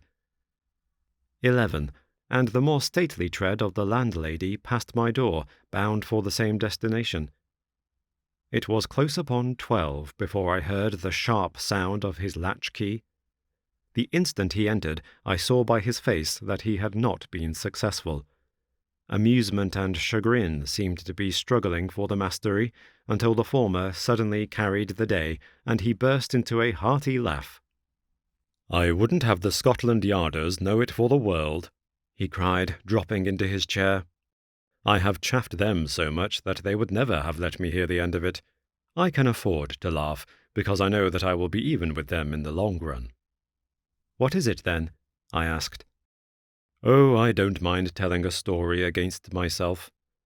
That creature had gone a little way when she began to limp and show every sign of being footsore. Presently she came to a halt and hailed a four-wheeler which was passing. I managed to be close to her so as to hear the address, but I need not have been so anxious, for she sang it loud enough to be heard at the other side of the street. 'Drive to 13 Duncan Street, Houndsditch,' she cried. This begins to look genuine, I thought, and having seen her safely inside, I perched myself behind. That's an art which every detective should be an expert at. Well, away we rattled, and never drew rein until we reached the street in question. I hopped off before we came to the door, and strolled down the street in an easy, lounging way. I saw the cab pull up. The driver jumped down, and I saw him open the door and stand expectantly. Nothing came out, though. When I reached him, he was groping about frantically in the empty cab, and giving vent to the finest assorted collection of oaths that I ever listened to. There was no sign or trace of his passenger, and I fear it will be some time before he gets his fare. On inquiring at number 13, we found that the house belonged to a respectable paper-hanger named Keswick, and that no one of the name either of Sawyer or Dennis had ever been heard of there. "You don't mean to say," I cried in amazement, "that tottering, feeble old woman was able to get out of the cab while it was in motion, without either you or the driver seeing her?" "Old woman be damned," said Sherlock Holmes sharply. "We were the old women to be so taken in. It must have been a young man, and an active one, too, besides being an incomparable actor. The get-up was inimitable. He saw that he was followed, no doubt, and used this means of giving me the slip. It shows that the man we are after is not as lonely as I imagined he was, but has friends who are ready to risk something for him. Now, Doctor, you are looking done-up. Take my advice and turn in." I was certainly feeling very weary, so I obeyed his injunction. I left Holmes seated in front of the smouldering fire, and long into the watches of the night I heard the low, melancholy wailings of his violin, and knew that he was still pondering over the strange problem which he had set himself to unravel. Chapter 6. Tobias Gregson Shows What He Can Do. The papers next day were full of the Brixton mystery, as they termed it. Each had a long account of the affair, and some had leaders upon it in addition. There was some information in them which was new to me. I still retain in my scrapbook numerous clippings and extracts bearing upon the case. Here is a condensation of a few of them. The Daily Telegraph remarked that in the history of crime there had seldom been a tragedy which presented stranger features. The German name of the victim, the absence of all other motive, and the sinister inscription on the wall all pointed to its perpetration by political refugees and revolutionists. The Socialists had many branches in America, and the deceased had, no doubt, infringed their unwritten laws, and been tracked down by them. After alluding airily to the Weimgericht, Aqua Tofana, Carbonari, the Marchioness de Brinvilliers, the Darwinian theory, the principles of Malthus, and the Ratcliffe Highway murders, the article concluded by admonishing the government and advocating a closer watch over foreigners in England. The Standard commented upon the fact that lawless outrages of the sort usually occurred under a liberal administration. They arose from the unsettling of the minds of the masses, and the consequent weakening of all authority. The deceased was an American gentleman who had been residing for some weeks in the metropolis. He had stayed at the boarding-house of Madame Charpentier in Torquay Terrace, Camberwell. He was accompanied in his travels by his private secretary, Mr. Joseph Stangerson. The two bade adieu to their landlady upon Tuesday, the 4th instant, and departed to Euston Station with the avowed intention of catching the Liverpool express. They were afterwards seen together upon the platform. Nothing more is known of them until Mr. Drebber's body was, as recorded, discovered in an empty house in the Brixton Road, many miles from Euston. How he came there, or how he met his fate, are questions which are still involved in mystery. Nothing is known of the whereabouts of Stangerson. We are glad to learn that Mr. Lestrade and Mr. Gregson of Scotland Yard are both engaged upon the case, and it is confidently anticipated that these well-known officers will speedily throw light upon the matter. The Daily News observed that there was no doubt as to the crime being a political one. The despotism and hatred of liberalism which animated the continental governments had had the effect of driving to our shores a number of men who might have made excellent citizens were they not soured by the recollection of all that they had undergone. Among these men there was a stringent code of honour, any infringement of which was punished by death. Every effort should be made to find the secretary, Stangerson, and to ascertain some particulars of the habits of the deceased. A great step had been gained by the discovery of the address of the house at which he had boarded, a result which was entirely due to the acuteness and energy of Mr. Gregson of Scotland Yard. Sherlock Holmes and I read these notices over together at breakfast, and they appeared to afford him considerable amusement. "I told you that whatever happened, Lestrade and Gregson would be sure to score," That depends on how it turns out.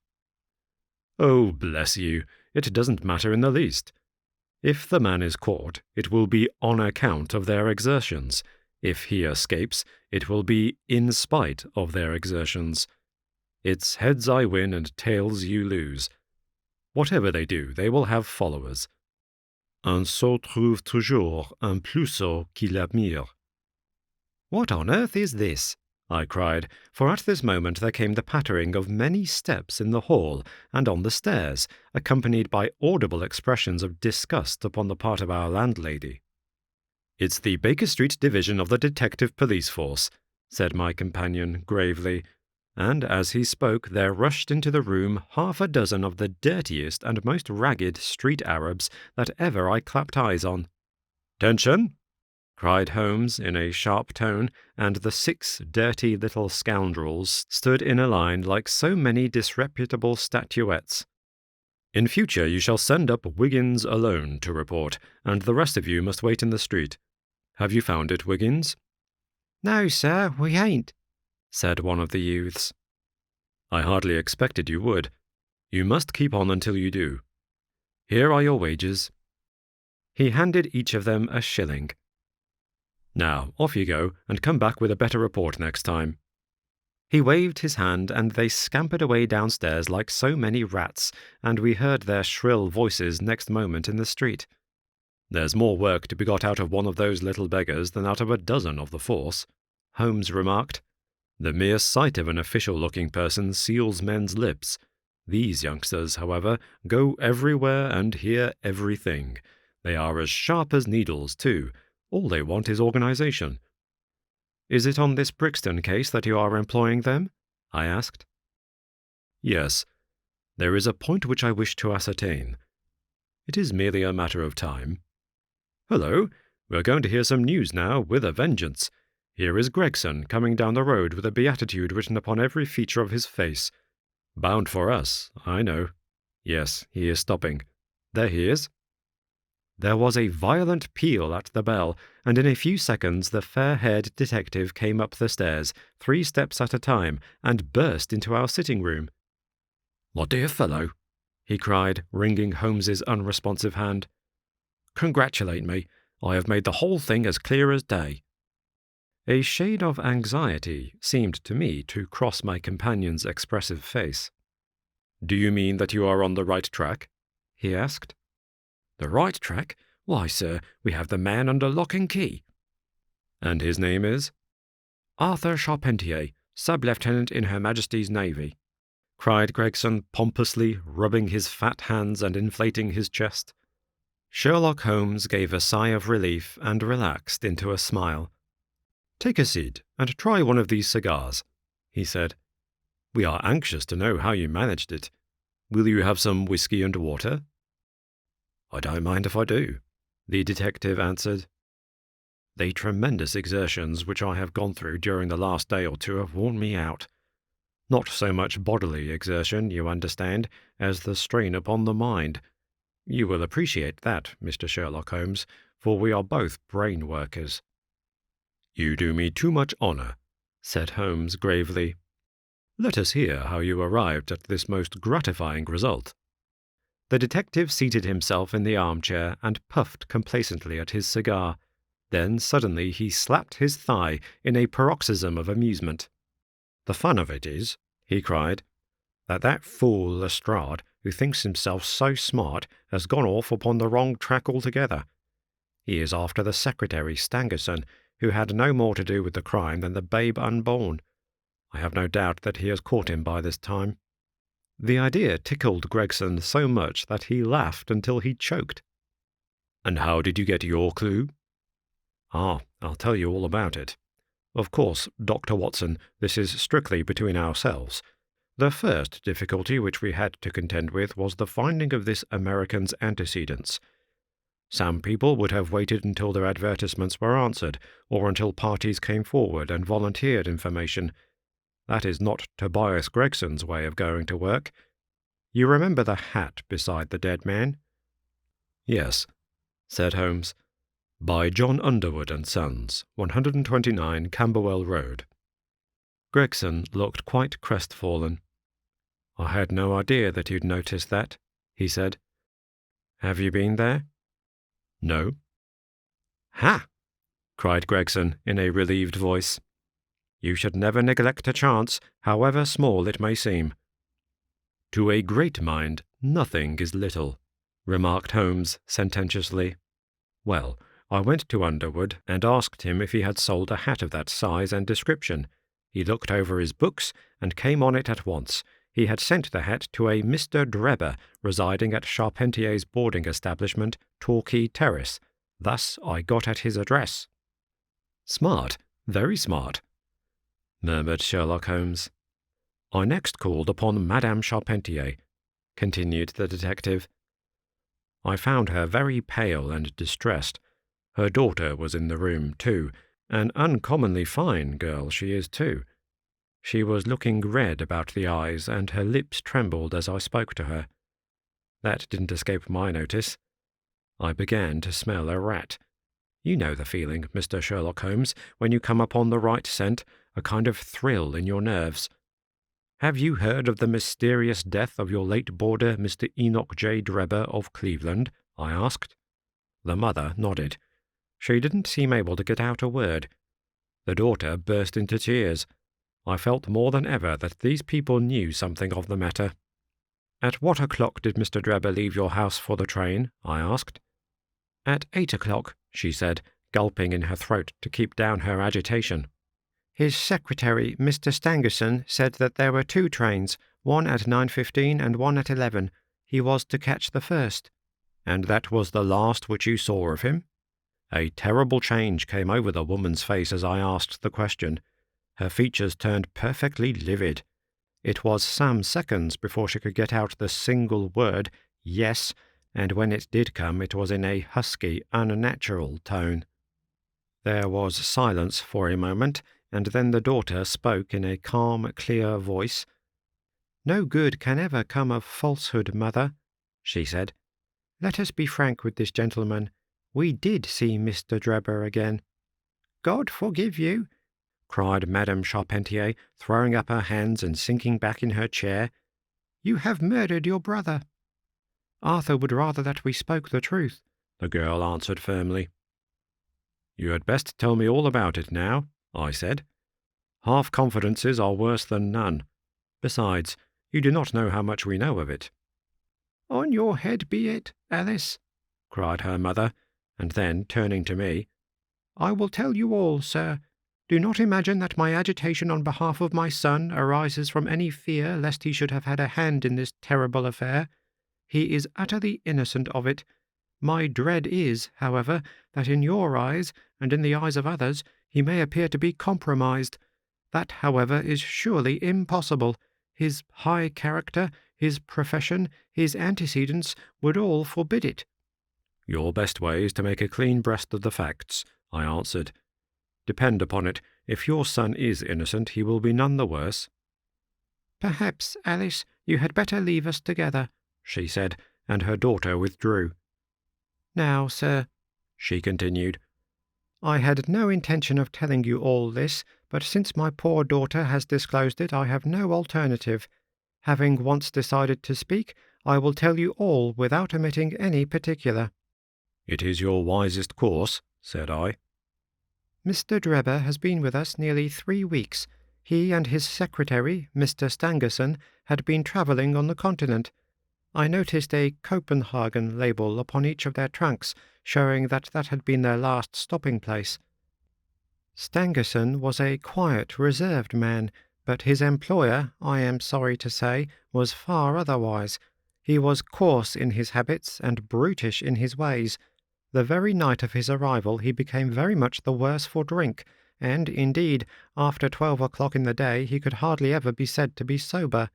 His manners towards the maid-servants were disgustingly free and familiar. Worst of all, he speedily assumed the same attitude towards my daughter, Alice, and spoke to her more than once in a way which, fortunately, she is too innocent to understand.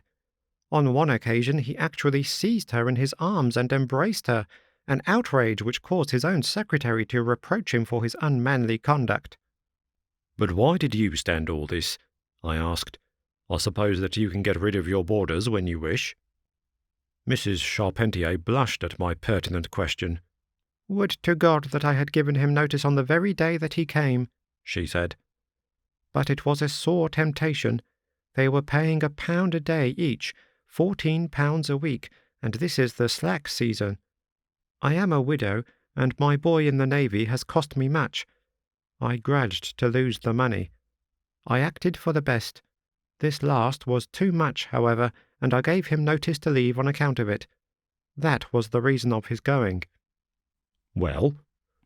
"My heart grew light when I saw him drive away. My son is on leave just now, but I did not tell him anything of all this, for his temper is violent, and he is passionately fond of his sister. When I closed the door behind them, a load seemed to be lifted from my mind. Alas, in less than an hour there was a ring at the bell, and I learned that Mr. Drebber had returned. He was much excited, and evidently the worse for drink. He forced his way into the room where I was sitting with my daughter, and made some incoherent remark about having missed the train. He then turned to Alice, and before my very face proposed to her that she should fly with him.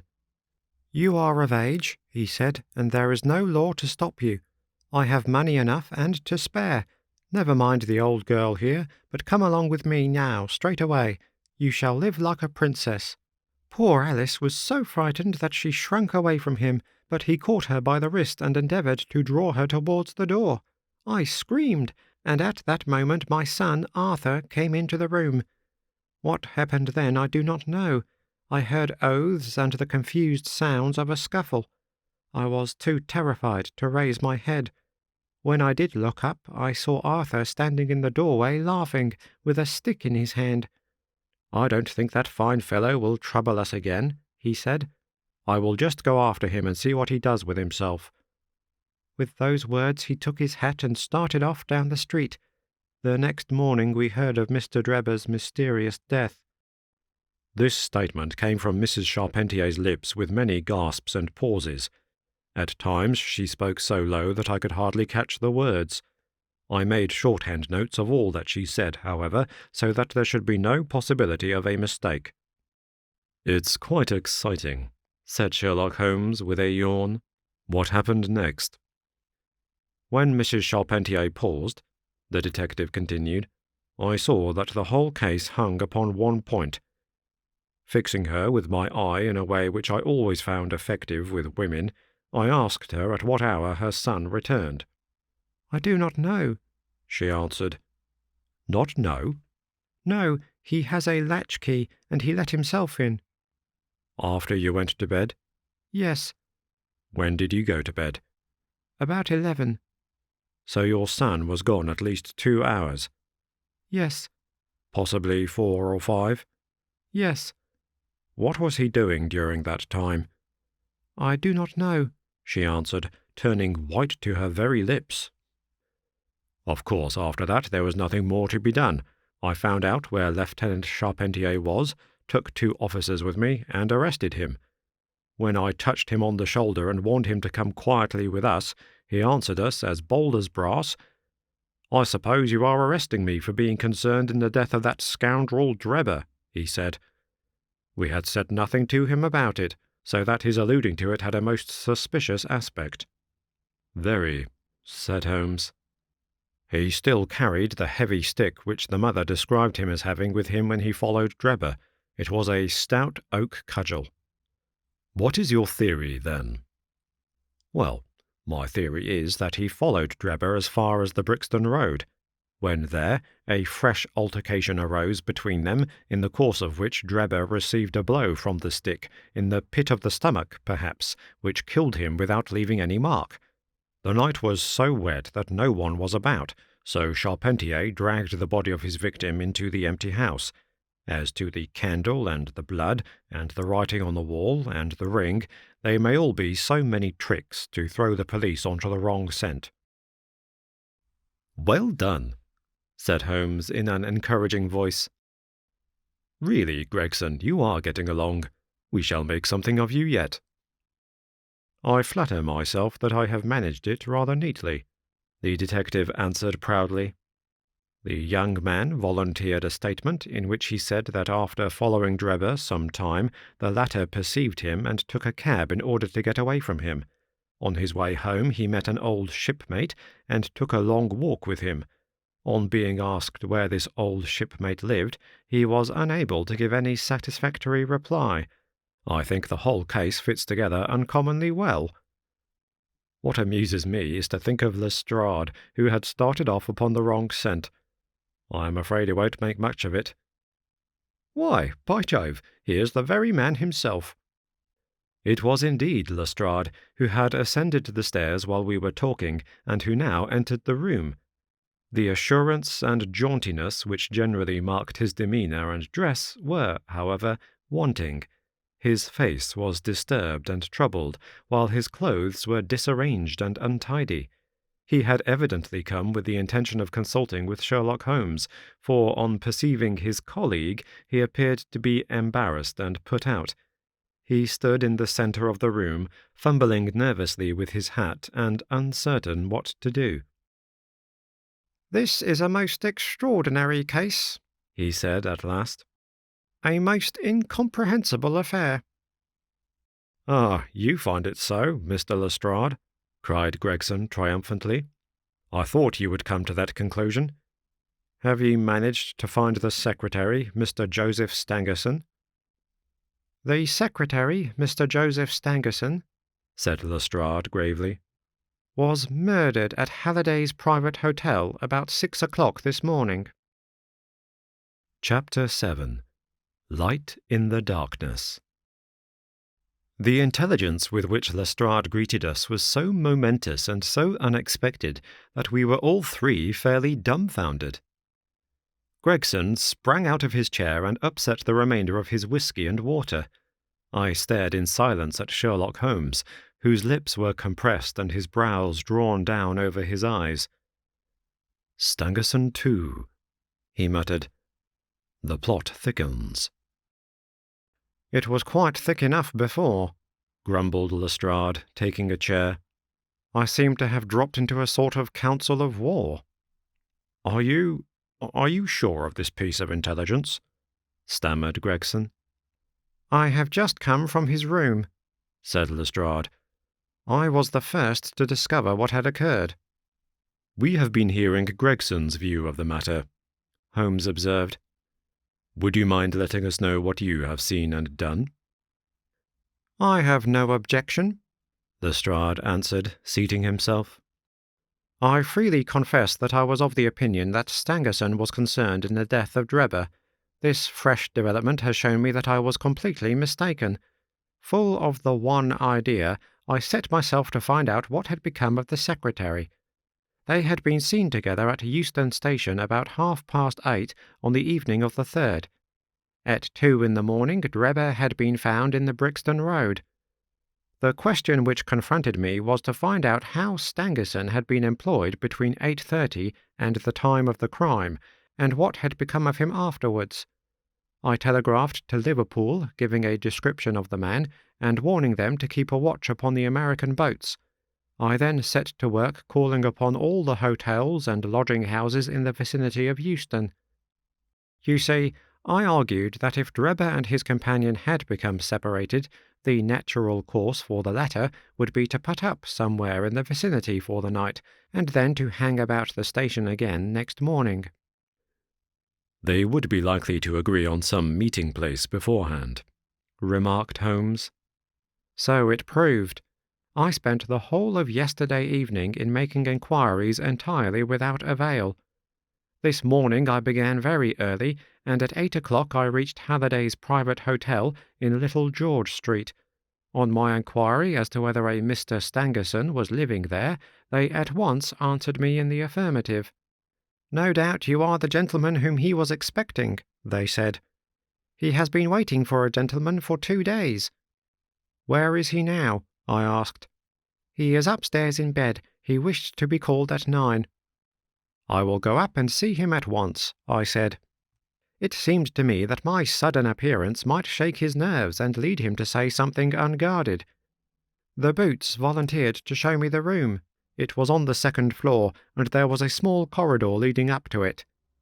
The boots pointed out the door to me, and was about to go downstairs again when I saw something that made me feel sickish in spite of my 20 years' experience. From under the door there curled a little red ribbon of blood, which had meandered across the passage and formed a little pool along the skirting at the other side. I gave a cry, which brought the boots back. He nearly fainted when he saw it. The door was locked on the inside, but we put our shoulders to it and knocked it in. The window of the room was open, and beside the window, all huddled up, lay the body of a man in his nightdress. He was quite dead, and had been for some time, for his limbs were rigid and cold. When we turned him over, the boots recognized him at once as being the same gentleman who had engaged the room under the name of Joseph Stangerson. The cause of death was a deep stab in the left side, which must have penetrated the heart. And now comes the strangest part of the affair. What do you suppose was above the murdered man? I felt a creeping of the flesh and a presentiment of coming horror even before Sherlock Holmes answered. "The word Racker, written in letters of blood," he said. "That was it," said Lestrade in an awestruck voice, and we were all silent for a while. There was something so methodical and so incomprehensible about the deeds of this unknown assassin that it imparted a fresh ghastliness to his crimes. My nerves, which were steady enough on the field of battle, tingled as I thought of it. "The man was seen," continued Lestrade. "A milk boy, passing him on his way to the dairy, happened to walk down the lane which leads from the mews at the back of the hotel. He noticed that a ladder, which usually lay there, was raised against one of the windows of the second floor, which was wide open. After passing, he looked back and saw a man descend the ladder. He came down so quietly and openly that the boy imagined him to be some carpenter or joiner at work in the hotel. He took no particular notice of him, beyond thinking in his own mind that it was early for him to be at work. He had an impression that the man was tall, had a reddish face, and was dressed in a long brownish coat. He must have stayed in the room some little time after the murder, for we found blood-stained water in the basin where he had washed his hands, and marks on the sheets where he had deliberately wiped his knife." I glanced at Holmes on hearing the description of the murderer, which tallied so exactly with his own.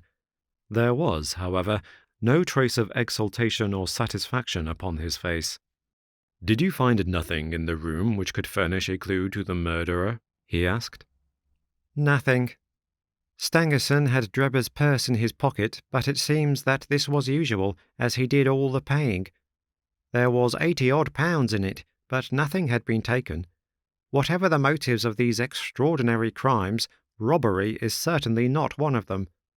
There were no papers or memoranda in the murdered man's pocket, except a single telegram dated from Cleveland about a month ago, and containing the words, "J.H. is in Europe." There was no name appended to this message. "And there was nothing else?" Holmes asked. "Nothing of any importance. The man's novel, with which he had read himself to sleep, was lying upon the bed, and his pipe was on a chair beside him. There was a glass of water on the table, and on the window-sill a small chip ointment box containing a couple of pills." Sherlock Holmes sprang from his chair with an exclamation of delight. "The last link!" he cried exultantly. "My case is complete." The two detectives stared at him in amazement. "I have now in my hands," my companion said confidently, "all the threads which have formed such a tangle. There are, of course, details to be filled in, but I am as certain of all the main facts, from the time that Drebber parted from Stangerson at the station up to the discovery of the body of the latter, as if I had seen them with my own eyes. I will give you a proof of my knowledge. Could you lay your hand upon those pills?" "I have them," said Lestrade, producing a small white box. "I took them and the purse and the telegram, intending to have them put in a place of safety at the police station. It was the merest chance, my taking these pills, for I am bound to say that I do not attach any importance to them." "Give them here," said Holmes. "Now, Doctor, turning to me. "Are those ordinary pills?" They certainly were not. They were of a pearly grey colour, small, round, and almost transparent against the light. "From their lightness and transparency, I should imagine that they are soluble in water," I remarked. "Precisely so," answered Holmes. "Now, would you mind going down and fetching that poor little devil of a terrier which has been bad so long, and which the landlady wanted you to put out of its pain yesterday?" I went downstairs and carried the dog upstairs in my arms. Its laboured breathing and glazing eye showed that it was not far from its end. Indeed, its snow-white muzzle proclaimed that it had already exceeded the usual term of canine existence. I placed it upon a cushion on the rug. "I will now cut one of these pills in two," said Holmes, and drawing his penknife he suited the action to the word. "One half we return to the box for future purposes. The other half I will place in this wine-glass, in which is a teaspoonful of water. You perceive that our friend the doctor is right, and that it readily dissolves." "This may be very interesting," said Lestrade, in the injured tone of one who suspects that he is being laughed at. "I cannot see, however, what it has to do with the death of Mr. Joseph Stangerson." "Patience, my friend, patience. You will find in time that it has everything to do with it. I shall now add a little milk to make the mixture palatable, and on presenting it to the dog we find that he laps it up readily enough." As he spoke, he turned the contents of the wine-glass into a saucer and placed it in front of the terrier, who speedily licked it dry. Sherlock Holmes's earnest demeanour had so far convinced us that we all sat in silence, watching the animal intently, and expecting some startling effect. None such appeared, however. The dog continued to lie stretched upon the cushion, breathing in a laboured way, but apparently neither the better nor the worse for its draught. Holmes had taken out his watch, and as minute followed minute without result, an expression of the utmost chagrin and disappointment appeared upon his features. He gnawed his lip, drummed his fingers upon the table, and showed every other symptom of acute impatience. So great was his emotion that I felt sincerely sorry for him, while the two detectives smiled derisively, by no means displeased at this check which he had met. "It can't be a coincidence," he cried, at last springing from his chair and pacing wildly up and down the room. "It is impossible that it should be a mere coincidence. The very pills which I suspected in the case of Drebber are actually found after the death of Stangerson, and yet they are inert. What can it mean? Surely my whole chain of reasoning cannot have been false. It is impossible. And yet this wretched dog is none the worse. Ah, I have it! I have it!" With a perfect shriek of delight, he rushed to the box, cut the other pill in two, dissolved it, added milk, and presented it to the terrier. The unfortunate creature's tongue seemed hardly to have been moistened in it before it gave a convulsive shiver in every limb, and lay as rigid and lifeless as if it had been struck by lightning. Sherlock Holmes drew a long breath and wiped the perspiration from his forehead. "I should have more faith," he said. "I ought to know by this time that when a fact appears to be opposed to a long train of deductions, it invariably proves to be capable of bearing some other interpretation. Of the two pills in that box, one was of the most deadly poison, and the other was entirely harmless. I ought to have known that before ever I saw the box at all." This last statement appeared to me to be so startling that I could hardly believe that he was in his sober senses. There was the dead dog, however, to prove that his conjecture had been correct. It seemed to me that the mists in my own mind were gradually clearing away, and I began to have a dim, vague perception of the truth. "All this seems strange to you," continued Holmes, "because you failed at the beginning of the inquiry to grasp the importance of the single real clue which was presented to you. I had the good fortune to seize upon that, and everything which has occurred since then has served to confirm my original supposition, and indeed was the logical sequence of it. Hence, things which have perplexed you and made the case more obscure have served to enlighten me and to strengthen my conclusions. It is a mistake to confound strangeness with mystery. The most commonplace crime is often the most mysterious because it presents no new or special features from which deductions may be drawn. This murder would have been infinitely more difficult to unravel had the body of the victim been simply found lying in the roadway without any of those outrés and sensational accompaniments which have rendered it remarkable. These strange details, far from making the case more difficult, have really had the effect of making it less so. Mr. Gregson, who had listened to this address with considerable impatience, could contain himself no longer. "Look here, Mr. Sherlock Holmes," he said. "We are all ready to acknowledge that you are a smart man and that you have your own methods of working. We want something more than mere theory and preaching now, though. It is a case of taking the man. I have made my case out, and it seems I was wrong. Young Charpentier could not have been engaged in this second affair. Lestrade went after this man Stangerson, and it appears that he was wrong too. You have thrown out hints here and hints there, and seem to know more than we do, but the time has come when we feel that we have a right to ask you straight how much you do know of the business. Can you name the man who did it?" "I cannot help feeling that Gregson is right, sir," remarked Lestrade. "We have both tried, and we have both failed. You have remarked more than once since I have been in the room that you had all the evidence which you require. Surely you will not withhold it any longer." "Any delay in arresting the assassin," I observed, "might give him time to perpetrate some fresh atrocity." Thus pressed by us all, Holmes showed signs of irresolution. He continued to walk up and down the room with his head sunk on his chest and his brows drawn down, as was his habit when lost in thought. "There will be no more murders," he said at last, stopping abruptly and facing us. "You can put that consideration out of the question. You have asked me if I know the name of the assassin. I do. The mere knowing of his name is a small thing, however, compared with the power of laying our hands upon him. This I expect very shortly to do.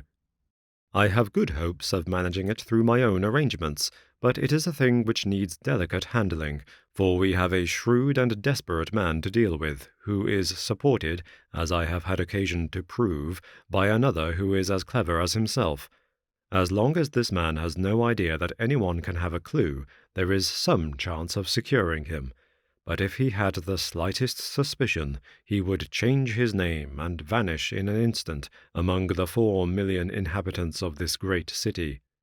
Without meaning to hurt either of your feelings, I am bound to say that I consider these men to be more than a match for the official force, and that is why I have not asked your assistance. If I fail, I shall, of course, incur all the blame due to this omission, but that I am prepared for. At present, I am ready to promise that the instant that I can communicate with you without endangering my own combinations, I shall do so." Gregson and Lestrade seemed to be far from satisfied by this assurance, or by the depreciating allusion to the detective police. The former had flushed up to the roots of his flaxen hair, while the other's beady eyes glistened with curiosity and resentment. Neither of them had time to speak, however, before there was a tap at the door, and the spokesman of the street Arabs, young Wiggins, introduced his insignificant and unsavoury person. "Please, sir," he said, touching his forelock, "I have the cab downstairs." "Good boy," said Holmes blandly. "Why don't you introduce this pattern at Scotland Yard?" he continued, taking a pair of steel handcuffs from a drawer. "See how beautifully the spring works. They fasten in an instant." "The old pattern is good enough," remarked Lestrade. "if we can only find the man to put them on." Very good, said Holmes, smiling. "The cabman may as well help me with my boxes. Just ask him to step up, Wiggins." I was surprised to find my companion speaking as though he were about to set out on a journey, since he had not said anything to me about it. There was a small portmanteau in the room, and this he pulled out and began to strap. He was busily engaged at it when the cabman entered the room. "Just give me a help with this buckle, cabman," he said, kneeling over his task and never turning his head.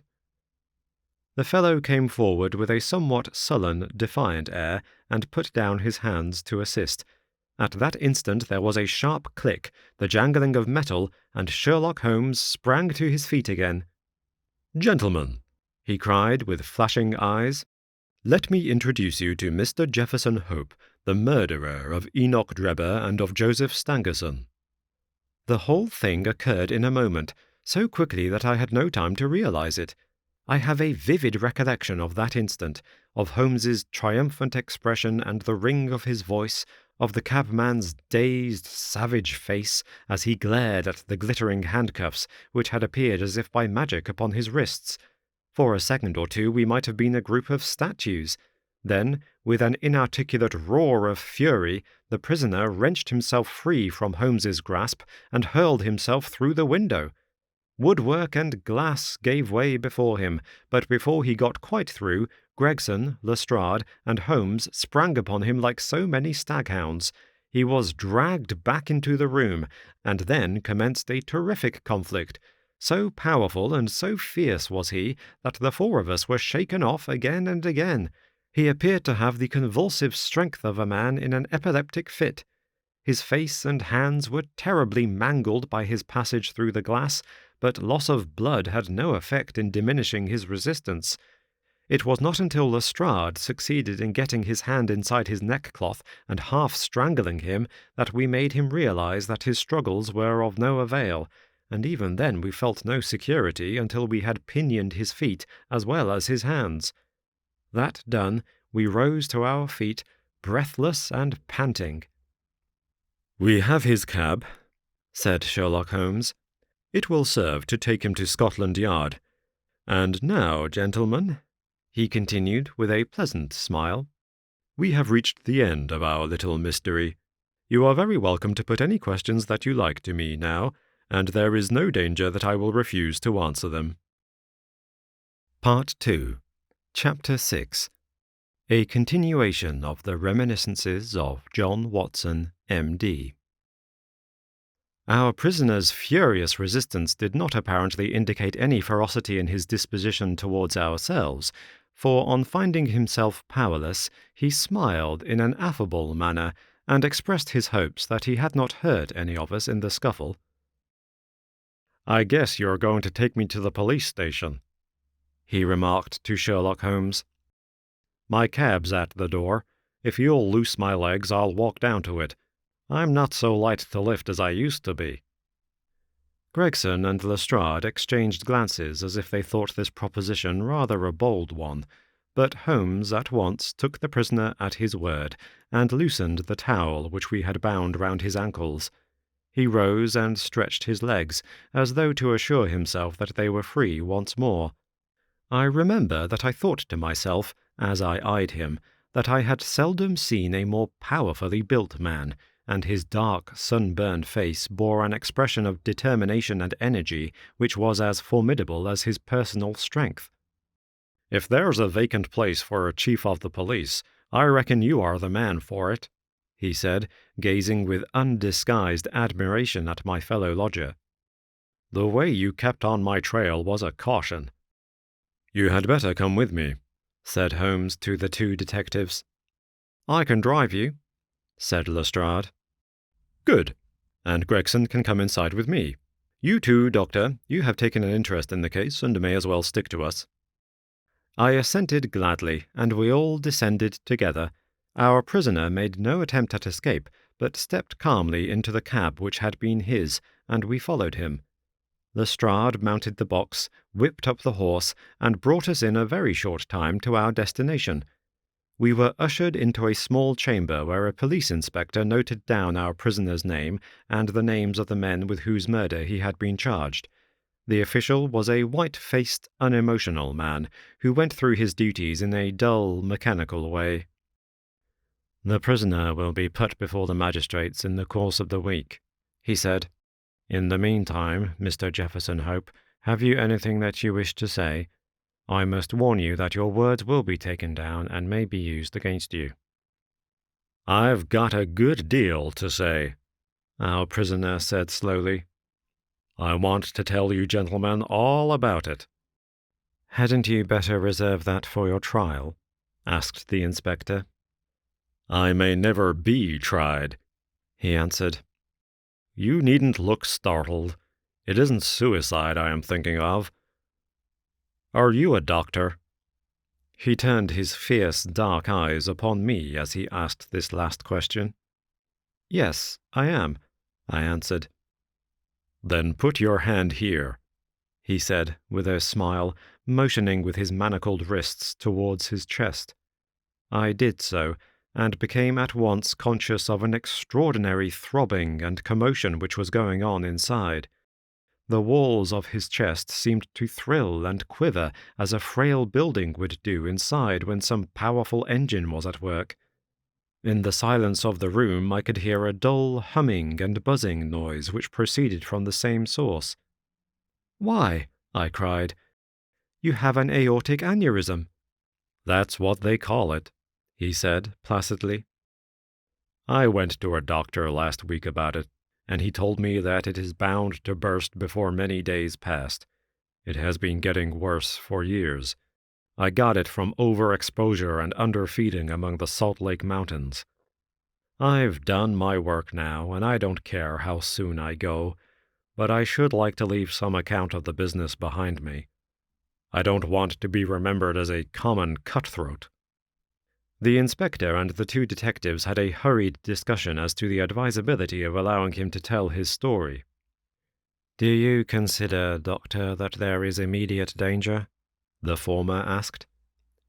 "Most certainly there is," I answered.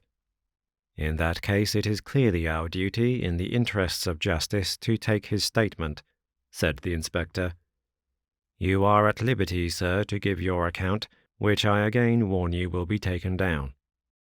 "I'll sit down, with your leave," the prisoner said, suiting the action to the word.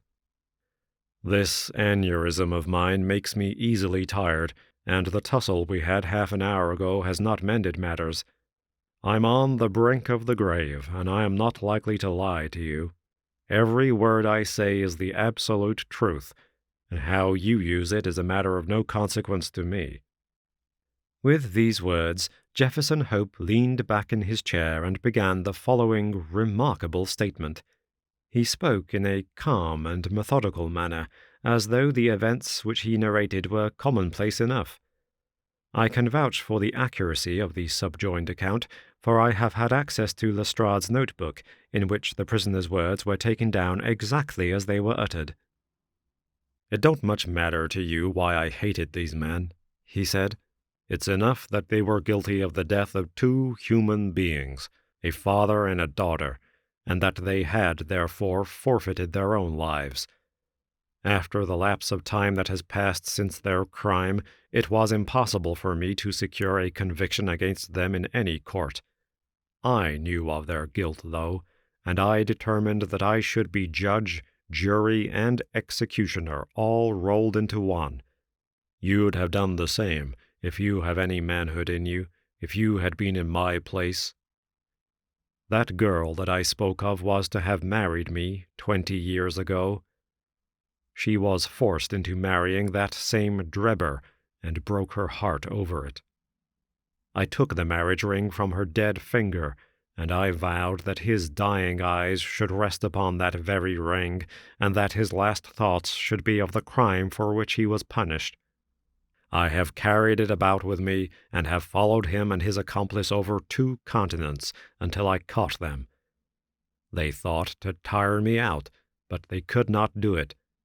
If I die tomorrow, as is likely enough, I die knowing that my work in this world is done, and well done. They have perished, and by my hand. There is nothing left for me to hope for or to desire. They were rich, and I was poor, so that it was no easy matter for me to follow them. When I got to London, my pocket was about empty, and I found that I must turn my hand to something for my living. Driving and riding are as natural to me as walking, so I applied at a cab owner's office and soon got employment. I was to bring a certain sum a week to the owner, and whatever was over that I might keep for myself. There was seldom much over, but I managed to scrape along somehow. The hardest job was to learn my way about, for I reckon that of all the mazes that ever were contrived, this city is the most confusing. I had a map beside me, though, and when once I had spotted the principal hotels and stations, I got on pretty well. It was some time before I found out where my two gentlemen were living, but I inquired and inquired until at last I dropped across them. They were at a boarding house at Camberwell, over on the other side of the river. When once I found them out, I knew that I had them at my mercy. I had grown my beard, and there was no chance of their recognizing me. I would dog them and follow them until I saw my opportunity. I was determined that they should not escape me again. They were very near doing it for all that. Go where they would about London, I was always at their heels. Sometimes I followed them on my cab, and sometimes on foot, but the former was the best, for then they could not get away from me. It was only early in the morning or late at night that I could earn anything, so that I began to get behindhand with my employer. I did not mind that, however, as long as I could lay my hand upon the men I wanted. They were very cunning, though. They must have thought that there was some chance of their being followed, for they would never go out alone, and never after nightfall. During 2 weeks I drove behind them every day, and never once saw them separate. Drebber himself was drunk half the time, but Stangerson was not to be caught napping. I watched them late and early, but never saw the ghost of a chance. But I was not discouraged, for something told me that the hour had almost come. My only fear was that this thing in my chest might burst a little too soon, and leave my work undone. At last, one evening I was driving up and down Torquay Terrace, as the street was called in which they boarded, when I saw a cab drive up to their door. Presently some luggage was brought out, and after a time Drebber and Stangerson followed it, and drove off. I whipped up my horse and kept within sight of them, feeling very ill at ease, for I feared that they were going to shift their quarters. At Euston Station they got out, and I left a boy to hold my horse, and followed them onto the platform. I heard them ask for the Liverpool train, and the guard answer that one had just gone and there would not be another for some hours. Stangerson seemed to be put out at that, but Drebber was rather pleased than otherwise. I got so close to them in the bustle that I could hear every word that passed between them. Drebber said that he had a little business of his own to do, and that if the other would wait for him he would soon rejoin him. His companion remonstrated with him, and reminded him that they had resolved to stick together.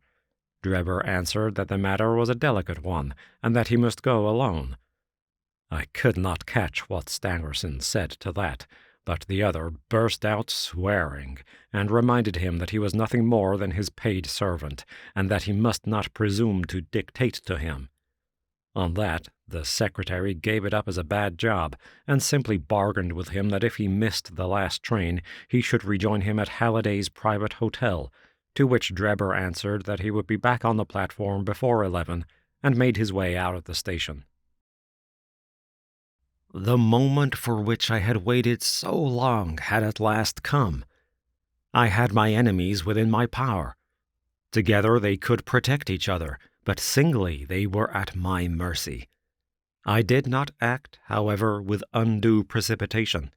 My plans were already formed. There is no satisfaction in vengeance unless the offender has time to realize who it is that strikes him, and why retribution has come upon him. I had my plans arranged by which I should have the opportunity of making the man who had wronged me understand that his old sin had found him out. It chanced that some days before, a gentleman who had been engaged in looking over some houses in the Brixton Road had dropped the key of one of them in my carriage. It was claimed that same evening and returned, but in the interval I had taken a moulding of it and had a duplicate constructed, By means of this, I had access to at least one spot in this great city where I could rely upon being free from interruption. How to get Drebber to that house was the difficult problem which I had now to solve. He walked down the road and went into one or two liquor shops, staying for nearly half an hour in the last of them. When he came out, he staggered in his walk, and was evidently pretty well on. There was a hansom just in front of me, and he hailed it. I followed it so close that the nose of my horse was within a yard of his driver the whole way. We rattled across Waterloo Bridge and through miles of streets until, to my astonishment, we found ourselves back in the terrace in which he had boarded. I could not imagine what his intention was in returning there, but I went on and pulled up my cab 100 yards or so from the house. He entered it, and his hansom drove away. Give me a glass of water, if you please. My mouth gets dry with the talking. I handed him the glass, and he drank it down. "That's better," he said. Well, I waited for a quarter of an hour or more, when suddenly there came a noise like people struggling inside the house. Next moment the door was flung open and 2 men appeared, one of whom was Drebber, and the other was a young chap whom I had never seen before. This fellow had Drebber by the collar, and when they came to the head of the steps he gave him a shove and a kick which sent him half across the road.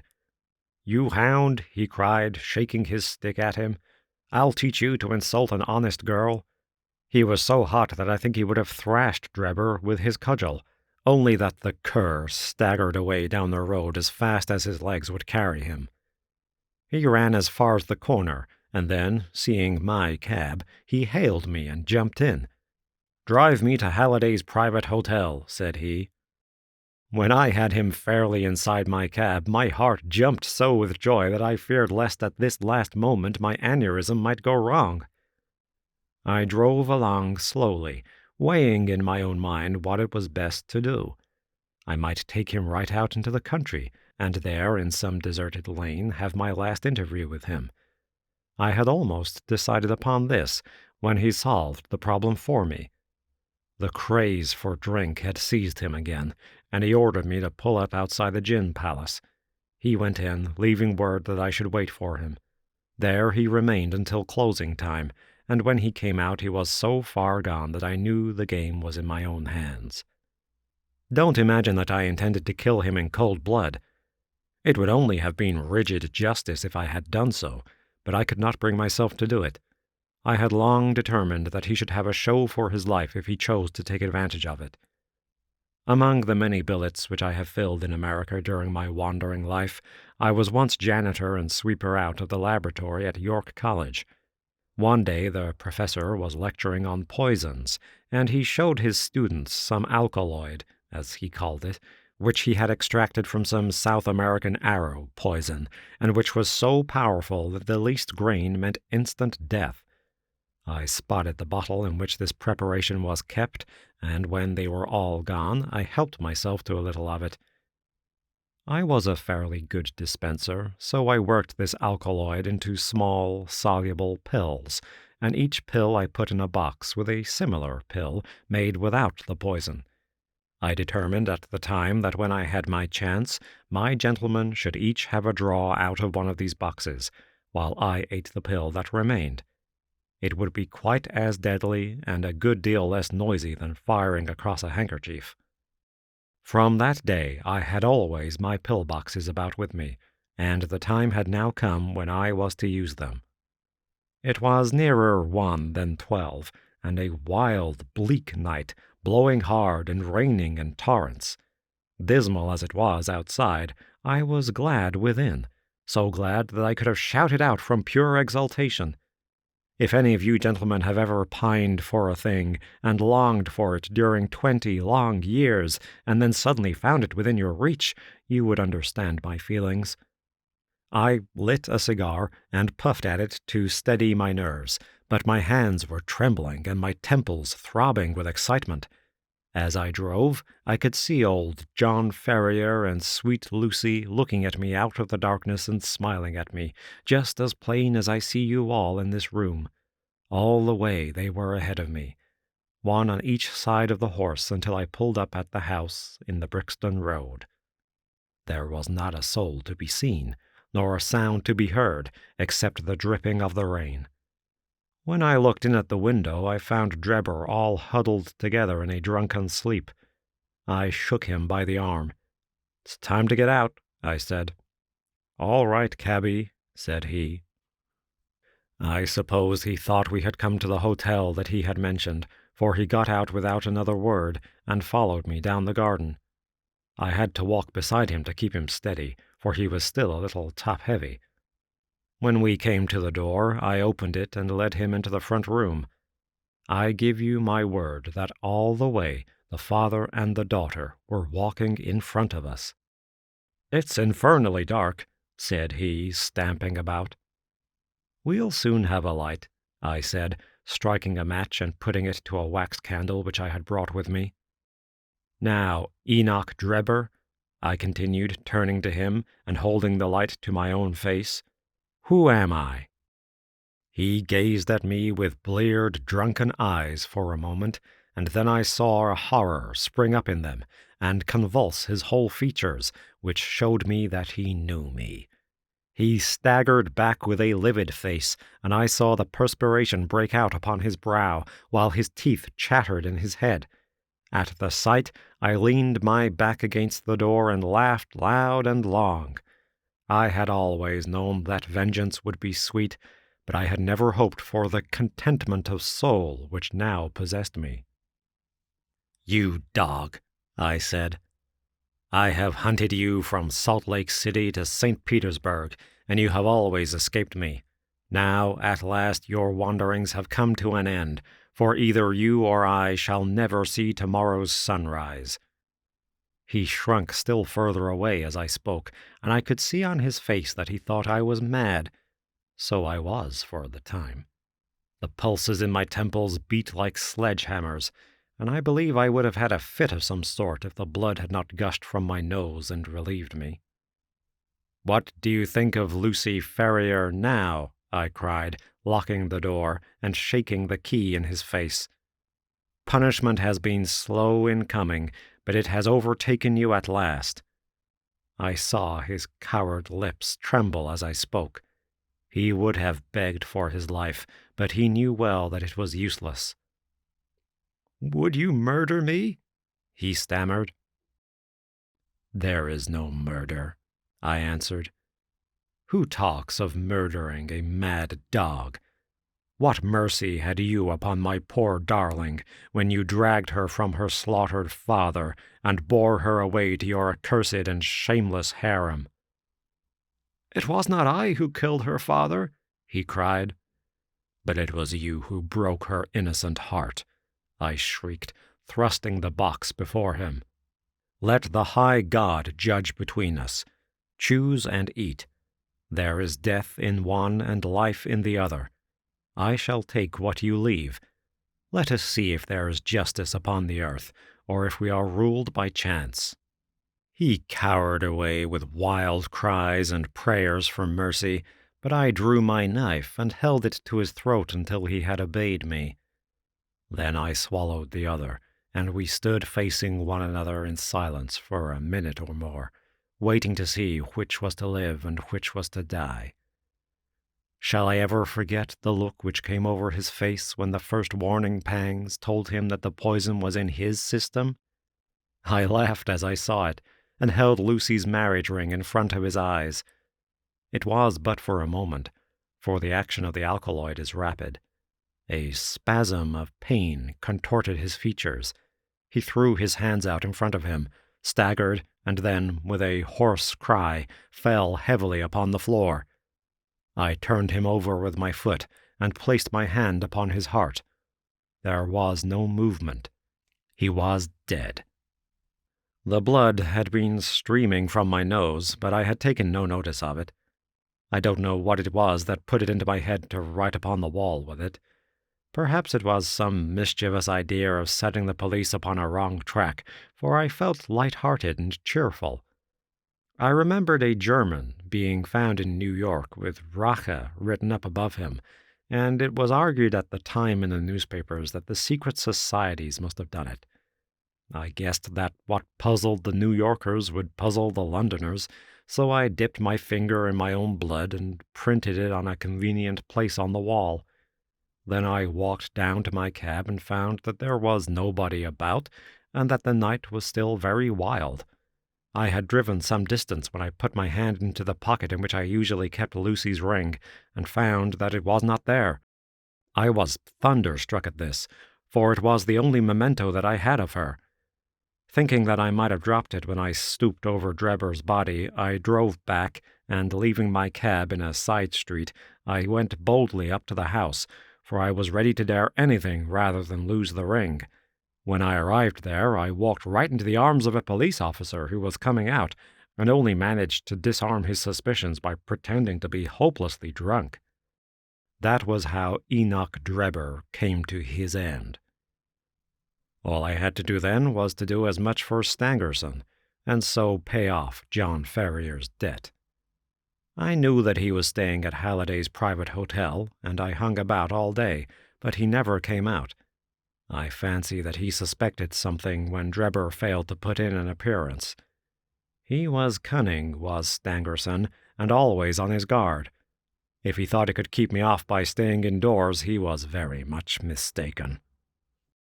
I soon found out which was the window of his bedroom, and early next morning I took advantage of some ladders which were lying in the lane behind the hotel, and so made my way into his room in the grey of the dawn. I woke him up and told him that the hour had come when he was to answer for the life he had taken so long before. I described Drebber's death to him, and I gave him the same choice of the poisoned pills. Instead of grasping at the chance of safety which that offered him, he sprang from his bed and flew at my throat. In self-defense, I stabbed him to the heart. It would have been the same in any case, for Providence would never have allowed his guilty hand to pick out anything but the poison. I have little more to say, and it's as well, for I am about done up. I went on cabbing it for a day or so, intending to keep at it until I could save enough to take me back to America. I was standing in the yard when a ragged youngster asked if there was a cabby there called Jefferson Hope, and said that his cab was wanted by a gentleman at 221B Baker Street.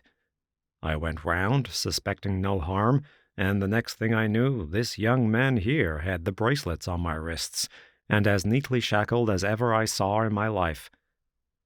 That's the whole of my story, gentlemen. You may consider me to be a murderer, but I hold that I am just as much an officer of justice as you are. So thrilling had the man's narrative been, and his manner was so impressive, that we had sat silent and absorbed. Even the professional detectives, blasé as they were in every detail of crime, appeared to be keenly interested in the man's story. When he finished, we sat for some minutes in a stillness which was only broken by the scratching of Lestrade's pencil as he gave the finishing touches to his shorthand account.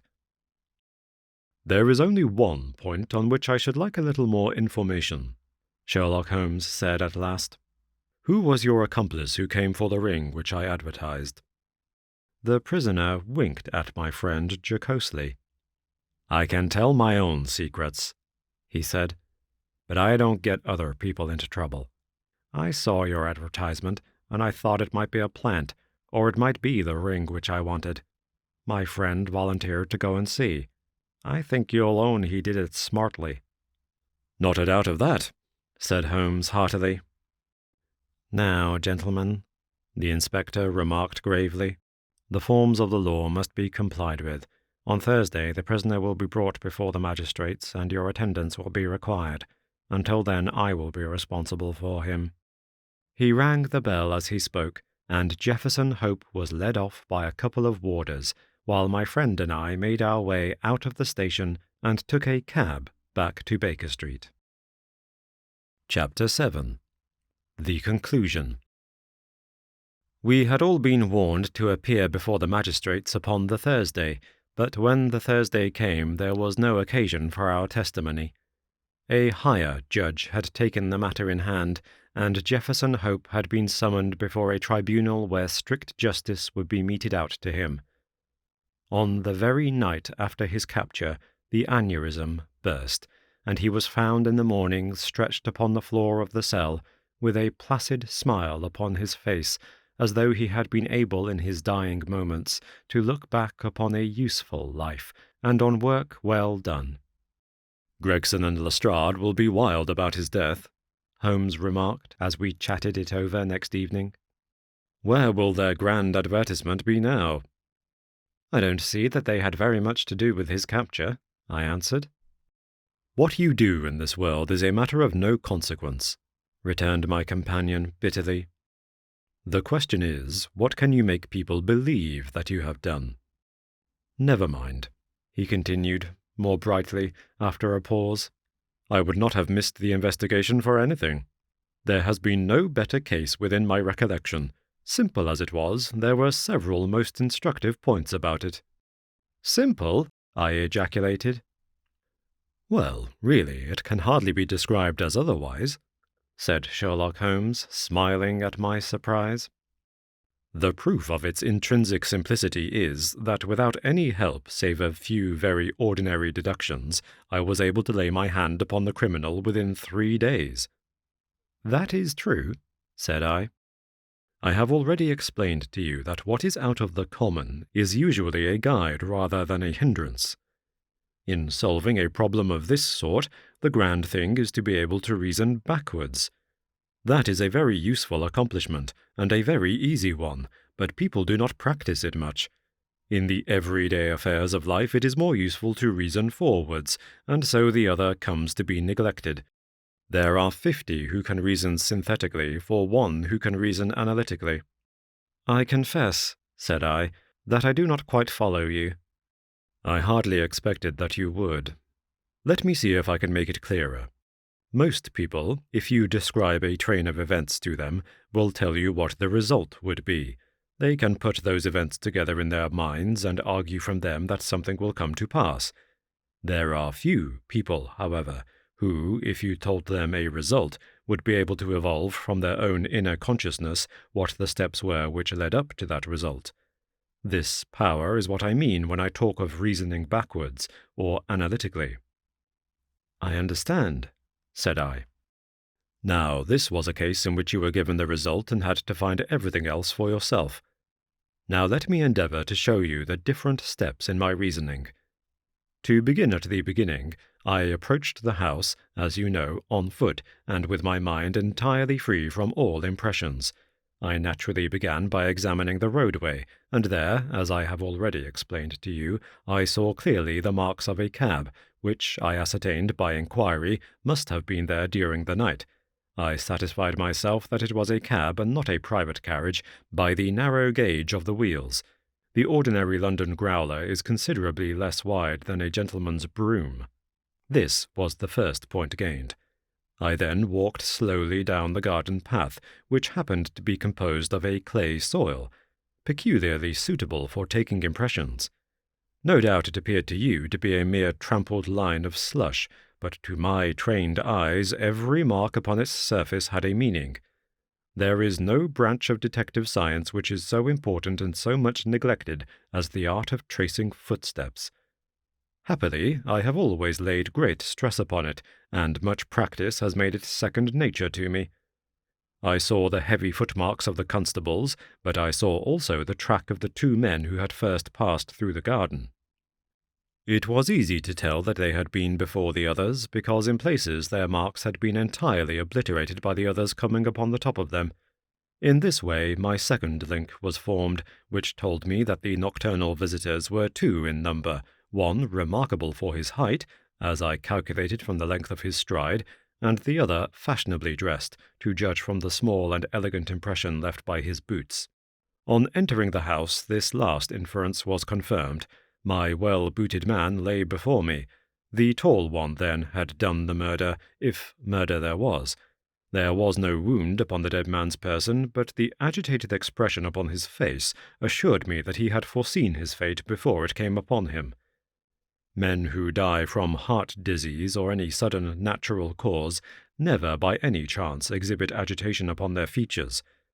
Having sniffed the dead man's lips, I detected a slightly sour smell, and I came to the conclusion that he had had poison forced upon him. Again, I argued that it had been forced upon him from the hatred and fear expressed upon his face. By the method of exclusion I had arrived at this result, for no other hypothesis would meet the facts. Do not imagine that it was a very unheard-of idea. The forcible administration of poison is by no means a new thing in criminal annals. The cases of Dolsky in Odessa and of Leterrier in Montpellier will occur at once to any toxicologist. And now came the great question as to the reason why. Robbery had not been the object of the murder, for nothing was taken. Was it politics, then, or was it a woman? That was the question which confronted me. I was inclined from the first to the latter supposition. Political assassinations are only too glad to do their work and to fly. This murder had, on the contrary, been done most deliberately, and the perpetrator had left his tracks all over the room, showing that he had been there all the time. It must have been a private wrong, and not a political one, which called for such a methodical revenge. When the inscription was discovered upon the wall, I was more inclined than ever to my opinion. The thing was too evidently a blind. When the ring was found, however, it settled the question. Clearly the murderer had used it to remind his victim of some dead or absent woman. It was at this point that I asked Gregson whether he had inquired in his telegram to Cleveland as to any particular point in Mr. Drebber's former career. He answered, you remember, in the negative. I then proceeded to make a careful examination of the room, which confirmed me in my opinion as to the murderer's height, and furnished me with the additional details as to the Trichinopoly cigar and the length of his nails. I had already come to the conclusion, since there were no signs of a struggle, that the blood which covered the floor had burst from the murderer's nose in his excitement. I could perceive that the track of blood coincided with the track of his feet. It is seldom that any man, unless he is very full-blooded, breaks out in this way through emotion, so I hazarded the opinion that the criminal was probably a robust and ruddy-faced man. Events proved that I had judged correctly. Having left the house, I proceeded to do what Gregson had neglected. I telegraphed to the head of the police at Cleveland, limiting my inquiry to the circumstances connected with the marriage of Enoch Drebber. The answer was conclusive. It told me that Drebber had already applied for the protection of the law against an old rival in love named Jefferson Hope, and that this same Hope was at present in Europe. I knew now that I held the clue to the mystery in my hand, and all that remained was to secure the murderer. I had already determined in my own mind that the man who had walked into the house with Drebber was none other than the man who had driven the cab. The marks in the road showed me that the horse had wandered on in a way which would have been impossible had there been anyone in charge of it. Where, then, could the driver be unless he were inside the house? Again, it is absurd to suppose that any sane man would carry out a deliberate crime under the very eyes, as it were, of a third person who was sure to betray him. Lastly, supposing one man wished to dog another through London, what better means could he adopt than to turn cab-driver? All these considerations led me to the irresistible conclusion that Jefferson Hope was to be found among the Jarvies of the metropolis. If he had been one, there was no reason to believe that he had ceased to be. On the contrary, from his point of view, any sudden change would be likely to draw attention to himself. He would probably, for a time at least, continue to perform his duties. There was no reason to suppose that he was going under an assumed name. Why should he change his name in a country where no one knew his original one? I therefore organized my street Arab detective corps and sent them systematically to every cab proprietor in London until they ferreted out the man I wanted. How well they succeeded, and how quickly I took advantage of it, are still fresh in your recollection. The murder of Stangerson was an incident which was entirely unexpected, but which could hardly in any case have been prevented. Through it, as you know, I came into possession of the pills, the existence of which I had already surmised. You see, the whole thing is a chain of logical sequences without a break or flaw." "It is wonderful," I cried. "Your merits should be publicly recognized. You should publish an account of the case. If you won't, I will for you." "You may do what you like, Doctor," he answered. "See here," he continued, handing a paper over to me. "Look at this." It was the Echo for the day, and the paragraph to which he pointed was devoted to the case in question. "The public," it said, "have lost a sensational treat through the sudden death of the man Hope, who was suspected of the murder of Mr. Enoch Drebber and of Mr. Joseph Stangerson. The details of the case will probably be never known now, though we are informed upon good authority that the crime was the result of an old-standing and romantic feud, in which love and Mormonism bore a part. It seems that both the victims belonged, in their younger days, to the Latter-day Saints, and Hope, the deceased prisoner, hails also from Salt Lake City. If the case has had no other effect, it, at least, brings out in the most striking manner the efficiency of our detective police force, and will serve as a lesson to all foreigners that they will do wisely to settle their feuds at home, and not to carry them on to British soil. It is an open secret that the credit of this smart capture belongs entirely to the well-known Scotland Yard officials, Messrs. Lestrade and Gregson. The man was apprehended, it appears, in the rooms of a certain Mr. Sherlock Holmes, who has himself, as an amateur, shown some talent in the detective line, and who, with such instructors, may hope in time to attain to some degree of their skill.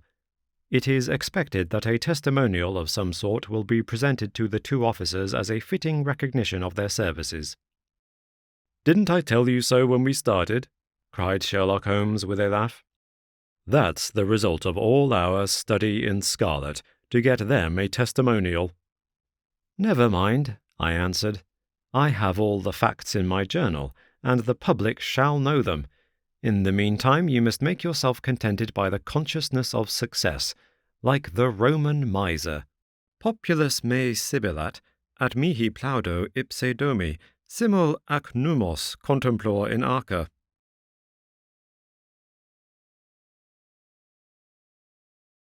Thank you for listening to Robin Reads Audiobooks.